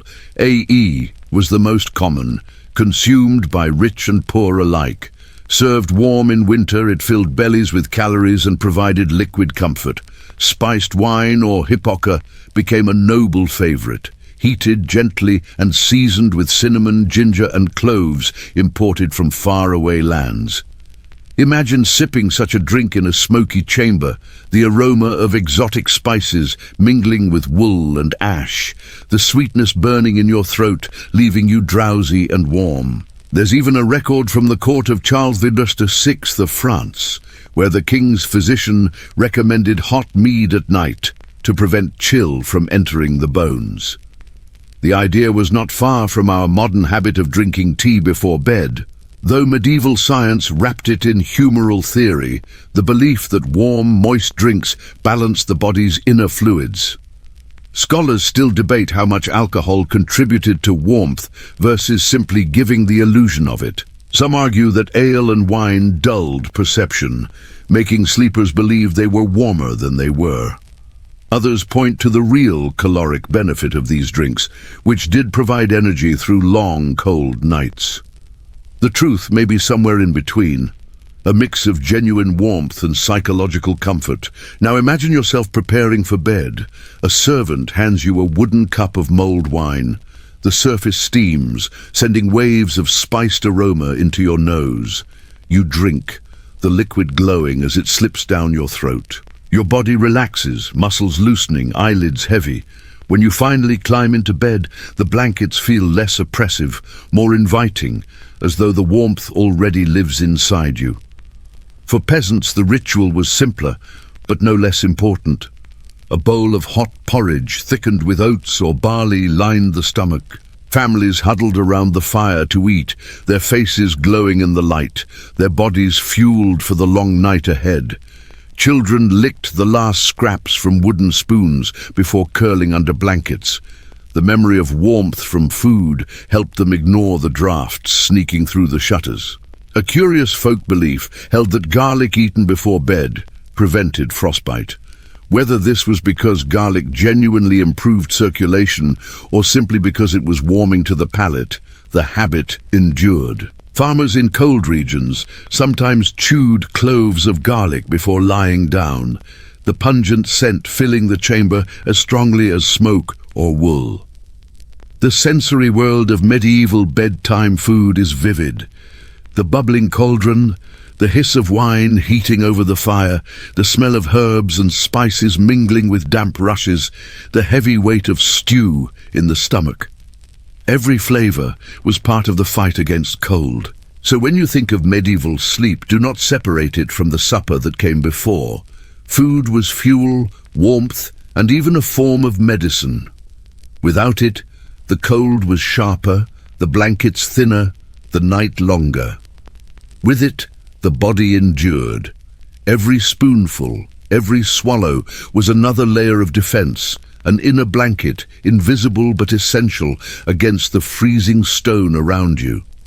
Think now of the most vulnerable people inside a medieval castle, the children and the elderly. Their bodies, less resilient to cold, often bore the brunt of winter's cruelty. If a healthy adult knight or servant shivered through the night, a child might wake blue-lipped. and an old woman might not wake at all. Survival for these groups depended on extra care, communal support, and sometimes sheer luck. Household records from noble families show that children were rarely given their own chambers. Instead, they slept in nurseries, close to the warmth of kitchens, or clustered with servants. Young pages and squires, destined for training, often bunked together in crowded rooms, their laughter and chatter muffled by blankets at night. The logic was simple: more bodies meant more heat. Babies especially were swaddled in layer after layer of linen and wool. A cradle stood near the hearth, or in some cases directly inside the bed of the mother, where her body heat shielded the infant from the freezing air. One poignant account from a 14th century chronicle describes a noble child laid by the fire in a wicker crib, wrapped in furs and covered with a canopy. The detail suggests the lengths families went to protect their youngest. Yet even so, illness and cold claimed many lives. Medieval parents lived with constant fear that winter might take a child in the night. The elderly faced similar perils. Frail bodies produced less heat and tolerated fewer drafts. In peasant cottages, grandparents often slept closest to the fire, while younger adults accepted colder spots. In castles, aged relatives were placed in smaller chambers or even moved into kitchens during the coldest months. A curious letter from Burgundy tells of an elderly matron who insisted on sleeping in the bakehouse, arguing that the oven's residual warmth gave her a second youth. Medical texts of the period often advised special measures for the old and young.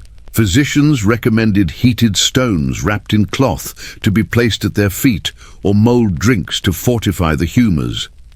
They warned that sudden chills could extinguish the flame of life, a vivid reminder of how vulnerable these groups were. Historians continue to discuss whether medieval families treated children and elders with extra indulgence or simply folded them into the same survival strategies as everyone else. Some argue that the emphasis on protecting them reflects deep compassion. Others point out that mortality rates remained high, suggesting limits to what families could realistically do. The tension between care and inevitability shaped how people viewed age and childhood. Now imagine the scene of a winter's night in a peasant cottage. A baby lies swaddled tightly, his tiny face barely visible. A grandmother snores softly by the hearth, the faint glow of embers painting her cheeks red. Parents tuck cloaks over both, ensuring they receive the warmest spots. Children crowd together on a straw mattress, giggling until exhaustion silences them. The chamber smells of porridge, smoke and wool, but the warmth of family togetherness lingers. In a castle, the image is different, but no less vivid. A nursemaid rocks a cradle near the fire, humming softly while a child whimpers against the chill. Upstairs, an elderly noblewoman insists her bed curtains be drawn tight, while a servant places hot stones at her feet. She mutters prayers, clutching a rosary, fearful of the cold's creeping hand. In both worlds, the youngest and oldest require the most attention, and sometimes even that isn't enough. The sensory detail is striking. The crackle of logs as they're added to the fire, the soft rustle of swaddling cloth, the weaves of an old man adjusting under blankets. You feel the fragility in the air, as though the cold waits for a moment of weakness to strike. So when you think of medieval sleep, remember that it was not equal for all. Children and elders carried the heaviest risks, their survival dependent on the warmth provided by others. In those long nights, every blanket, every ember, every whispered prayer mattered. They remind us that medieval sleep was not only about individual endurance, but about community, the young and old, carried through winter by the care and vigilance of those around them. The cold didn't just gnaw skin and bone. It shaped how people thought about health itself. To a medieval mind, chill wasn't simply uncomfortable, it was dangerous, a force that could warp the body's inner balance and invite disease. Medicine in this era revolved around the theory of the four humours: blood, phlegm, yellow bile and black bile. And physicians believed temperature played a vital role in keeping those fluids in harmony. Too much cold, your humours congealed, clogging the body and making you ill. Medical treatises from the 13th and 14th centuries are filled with advice on combating this problem at night. One manual suggested rubbing feet with warm oil before bed to open the pores and expel the harmful chill. Another recommended drinking heated milk with honey, claiming it soothed the stomach and kept the humours from turning sluggish. Physicians viewed warmth as medicine in itself, prescribing heat in every form: food, drink, clothing, and even proximity to others. There's a fascinating record from a French surgeon who warned that sleeping in damp chambers could breed melancholy by chilling the black bile. He advised hanging tapestries not for beauty, but for medical necessity. Imagine being told by your doctor that failing to decorate your walls properly might make you depressed. It shows how deeply climate and medicine were intertwined. At the same time, folk cures flourished. Some people believed rubbing garlic or onion on the soles of the feet before sleep prevented chills from entering the body. Others tied charms of wool soaked in wine around their wrists. A curious prescription from an English herbal advises keeping a live rooster in the bedroom to draw away the frost from man. Whether anyone truly slept with a squawking chicken nearby is uncertain, but the belief reveals just how desperate people were for remedies. Modern scholars still debate how effective medieval health practices against cold really were. Some argue that oils, heated drinks and herbal remedies did provide modest relief, easing circulation and offering psychological comfort. Others insist most of these treatments were symbolic, offering little real benefit beyond placebo. The disagreement continues, but what's certain is that people believed wholeheartedly in the power of these nightly rituals. Now imagine yourself preparing for bed under such advice. You sit by the hearth while a servant massages warm oil into your feet. The smell of rosemary filling the chamber. You drink a small cup of heated wine sweetened with honey and feel it coat your throat. A spring rig of garlic rests near the bed, pungent and strange, meant to ward off frost. You climb into bed, convinced that these remedies will keep your humours balanced until morning. The sensory experience is intense. The slick warmth of oil on your skin, the sweet tang of honeyed wine, the acrid bite of garlic in the air. Every detail reminds you that sleep was not only a battle against discomfort, but a medical practice, a nightly therapy against the threat of imbalance. Peasants too had their own remedies. Women brewed herbal teas of nettle or chamomile for children, believing the warmth prevented coughs. Men wrapped their legs in wool soaked in vinegar to keep circulation strong. In cottages, these practices blurred the line between superstition and science, but they gave people agency in a world where illness often felt inevitable. The irony, of course, is that many ailments came from the very strategies used to combat cold. Fires filled lungs with smoke, heavy blankets triggered joint pain, and oily ointments collected dirt. Yet to medieval minds, these were minor costs compared to the greater peril of frost seeping into the body. Better to cough in a smoky room than freeze in a clean one. So, when you picture medieval sleep, remember it wasn't just a matter of enduring discomfort. It was wrapped in theories of health, remedies both strange and familiar, and a constant anxiety that cold might tip the balance of life itself. Every night was a medical event. Every blanket and herb a prescription. Every ember a treatment, and to drift into slumber was to trust that these efforts were enough to carry you through until morning. Even with fires, blankets, herbs and charms, there were nights when none of it was enough. Step into a castle chamber at the height of winter, and you might see something uncanny, frost blooming on the inside walls. Imagine lying in bed and noticing a delicate lace of ice tracing the stones, or waking to find your wash basin frozen solid, the water inside turned to a glassy block. The cold didn't stay politely outdoors, it invaded, decorating rooms with its own cruel artistry. Chroniclers record moments when entire households woke to frost on their bed curtains. One noble woman wrote in a letter that her canopy glittered as though sewn with silver, meaning the moisture from her own breath had crystallized overnight. To us, it sounds poetic. To her, it was miserable proof of how inhospitable even a well-furnished chamber could be. Archaeological evidence supports these accounts. In certain preserved castles, faint salt streaks and moisture stains suggest how water condensed on walls and floors. Without insulation, warm indoor air met freezing stone, and frost took hold. Servants scraped ice away in the mornings, only for it to return each night. A curious anecdote survives from Scandinavia.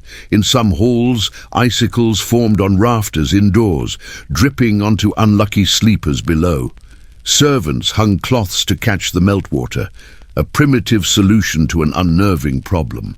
Imagine drifting off and hearing the faint crack of ice above, wondering if a shard would fall onto your bed. Scholars still discuss how common this phenomenon was. Some believe frost indoors was typical only of northern Europe, where winters were harsher. Others argue that even in temperate regions, poorly heated stone chambers easily reached freezing temperatures. The truth may be both. Severity varied by region, but the risk of waking to ice inside your room was never far away. Now put yourself in that situation. You wake in the dim grey of dawn, breath fogging in the air. The bed curtains are stiff, edged with frozen crystals. When you reach for the wash basin, your fingers touch ice instead of water. Your joints ache from the cold, and the thought of leaving the covers feels like punishment. The sensory detail is vivid, the sharp sting of frozen fabric against your skin, the brittle creak of wood shrunk by frost, the silence broken only by the faint drip of melting ice.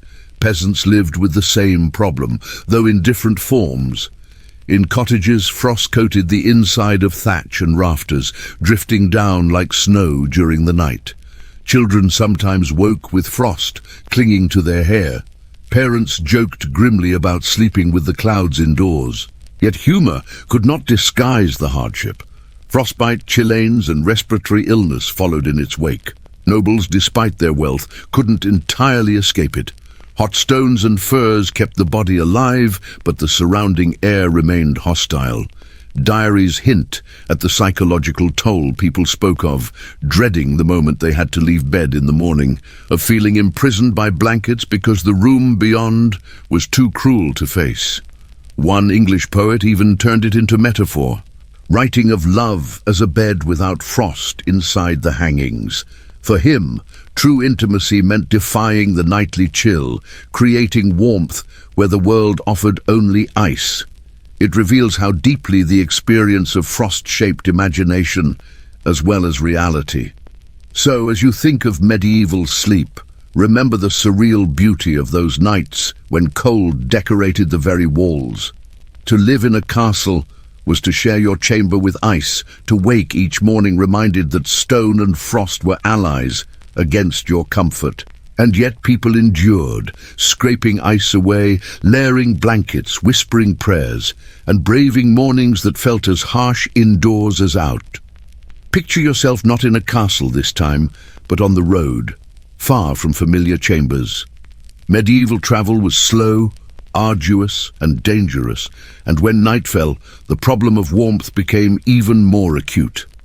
Castles had their fireplaces and tapestries, peasants had their family hearths, but travelers, pilgrims, merchants wandering nights had to seek shelter wherever they could find it, and that usually meant inns. The medieval inn was not the cozy picture postcard you might imagine. Instead, it was often a timber structure with a smoky hall, crowded rooms, and beds shared by strangers. Guests might be packed 3 or 4 to a mattress, blankets stretched thin, and privacy non-existent. Still, inns provided one crucial thing: heat. The main hall fire blazed for everyone, and bodies crowded together multiplied warmth. One traveller in 15th century Italy complained that the beds were alive with vermin, but admitted that at least the company of fellow guests meant he did not freeze. Imagine crawling into a straw mattress, squeezing beside two strangers, the smell of ale and sweat filling your nostrils. Unpleasant, yes, but at least your toes survived the night. There were odder accommodations, too. Some inns were so poorly equipped that guests slept in stables. At first glance, this seems degrading, but travellers sometimes preferred it. Horses and cattle radiated warmth, and a stable packed with animals could be far cozier than a drafty upstairs room. Pilgrims on the Camino de Santiago occasionally wrote of choosing stalls on purpose, curling up against hay bales with livestock, their breath mingling with the animals. The odour was strong, but the heat was undeniable. In more rural areas, hospitality followed older traditions.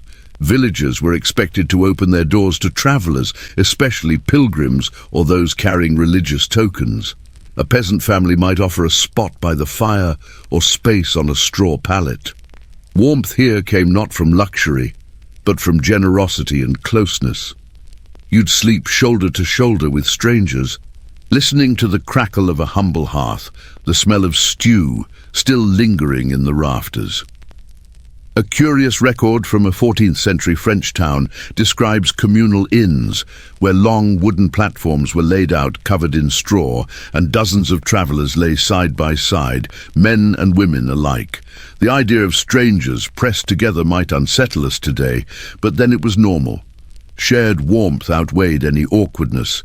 Scholars discuss whether such inns offered more comfort than castles. Some argue yes. Though crowded and unhygienic, they retained warmth better than vast noble chambers. Others point to the dangers lice, fleas, theft, and suggest that castle life, for all its cold, at least offered safety. Both perspectives are valid. For the weary medieval traveller, survival often meant choosing between cold isolation and crowded discomfort. Now, imagine yourself in one of these inns. You enter the hall, greeted by the roar of voices and fire. The smell of ale, smoke and roasted meat envelops you. The space is cleared on a straw pallet and you squeeze in beside strangers. The floor cracks, dogs bark, mugs clatter, and yet the warmth of the crowd makes your limbs relax. Later, when the hall quiets and snores replace laughter, you feel the heat of bodies pressed close, the embers glowing faintly in the hearth. It is not comfort as you know it, but it is enough. The sensory details are striking. The scratch of straw through thin linen, the heavy scent of sweat and smoke, the rhythmic breathing of a dozen sleepers. You shift, trying not to disturb your neighbour, and eventually the murmur of the inn lulls you into a shallow but necessary sleep. Even nobles faced this reality when travelling. Royal progressions required armies of attendants, and inns overflowed quickly. Records describe monarchs lodging in monasteries or commandeering entire households for their retinues. But even kings could not escape the fundamental challenge. Warmth was scarce, and the road stripped away layers of privilege. So in the tapestry of medieval sleep, remember the traveller. For him, each night was uncertain, each bed a gamble. Would it be a flea-ridden pallet, a stable with horses, a stranger's cottage floor, or if fortune smiled, a monastery guest hall? Wherever it was, the same goal remained, to trap enough warmth to see another dawn. Every household found ways to endure, but not everyone succeeded. The medieval world left behind stories, half history, half legend of those who faced nights so cold they became the stuff of cautionary tales. To sleep in a castle was to fight an invisible enemy, and sometimes the cold one. One grim chronicle from the 13th century tells of guards posted on a castle wall in Flanders who froze at their posts during a bitter winter siege. By dawn, their comrades found them still upright, spears in hand, bodies stiff with ice. The chronicler noted it not as tragedy, but as proof of winter's cruelty. As though the cold itself were a weapon of war, imagine the eerie sight. Men transformed into statues overnight, their watchfires long extinguished. There were softer, more personal tales as well. A letter from a noble woman in Burgundy recounts how her cousin, visiting from Italy, trembled all the night and begged for dawn, for he had never known such frost. The man survived, but the story was retold with laughter, mocking him for his weakness, while quietly acknowledging the terror of a night that seemed endless. A curious folk story from Scandinavia speaks of a bride who entered her new husband's castle only to collapse from the shock of the cold chamber. Villagers whispered that she had been cursed by the ice spirits of the north. Whether she died from illness or simply from exposure, the tale lived on as a warning. Even noble marriages could be tested by stone walls and winter winds. Scholars remain divided on how literally we should take these accounts. Were they exaggerated for drama, turning ordinary hardship into legend? Or do they reflect real devastating losses to frostbite and hypothermia in an age without insulation? Some believe chroniclers inflated stories for moral lessons, while others see them as accurate records of a climate harsher than ours today. Now imagine yourself hearing such tales in a great hall. The fire burns low, shadows dance on the walls, and an old retainer tells the story of a knight who perished in his sleep because he trusted too few blankets. Children listen wide-eyed, clutching their cloaks tighter. These stories serve not only as entertainment, but as warnings. Take the cold seriously, or it will take you. Even travelers' accounts sometimes carried this tone of caution. Pilgrims wrote of companions lost on mountain passes, their bodies discovered in spring, curled as if still asleep. Soldiers on campaign described comrades who never rose from their bedrolls, their cloaks stiff with frost. The line between sleep and death blurred too easily when temperatures dropped. The sensory details of such nights are chilling. The sting of frost on bare skin, the numbness creeping through fingers and toes, the dread of closing your eyes and not opening them again. To lie down in a freezing chamber was to gamble. Blankets, fires and prayers were the stakes. Survival was the prize. But alongside these grim tales, there were also stories of endurance. Peasants boasted of winters survived in humble cottages where closeness and fire kept families alive. Nobles celebrated hunts and feasts in mid-winter, proof that their wealth conquered the season. For every account of loss, there were voices declaring resilience, framing survival itself as a kind of victory. Perhaps that is why legends of freezing nights persisted. They reminded listeners that castles, for all their strength, were not invulnerable. Stone walls kept out armies, but not winter. And in the long, dark hours, even the mightiest lord depended on blankets, fires and companions, just like the humblest peasant. So, as you imagine medieval sleep, hold both truths together, the stories of those who succumbed to frost and the quiet triumphs of those who endured. Every tale carried a lesson. Respect the night, guard against the cold, and never assume survival was guaranteed. At last, you return to the hearth, the symbol that held every medieval sleeper in its glow. The fire was never just a tool. It was the heart of the household, the boundary between life and death on winter nights. Its light cast shadows across the walls, shadows that seemed to move like guardians, flickering and shifting as the flames rose and fell. To sleep in a castle was to live in a dialogue with fire. You feared it, you needed it, you could not survive without it. The hearth's presence dominated every sense. The snap of oak logs echoed like a heartbeat in the chamber. Sparks leapt upward, leaving faint trails of light before vanishing into the chimney. The smell of burning resin clung to tapestries and hair. Heat radiated in uneven waves, baking your face while your back froze. The hearth was a paradox, both savior and tormentor, life-giver and smoky tyrant. Nobles celebrated fire as a mark of status. A blazing hearth meant wealth, the ability to command servants to gather endless fuel, to strip forests if necessary, to keep flames alive through the night. Some households even employed dedicated fire wardens, servants whose sole duty was to ensure that embers never died. To let the hearth grow cold was more than inconvenience, it was disgrace. Yet the poorest also gathered around their humble fires with the same reverence. Peasants squatted on earthen floors, huddled with family and livestock, watching flames lick at rough logs. They laughed, told stories, prayed, and passed bowls of stew. Theirs was not the grandeur of carved stone hearths, but the comfort was no less real.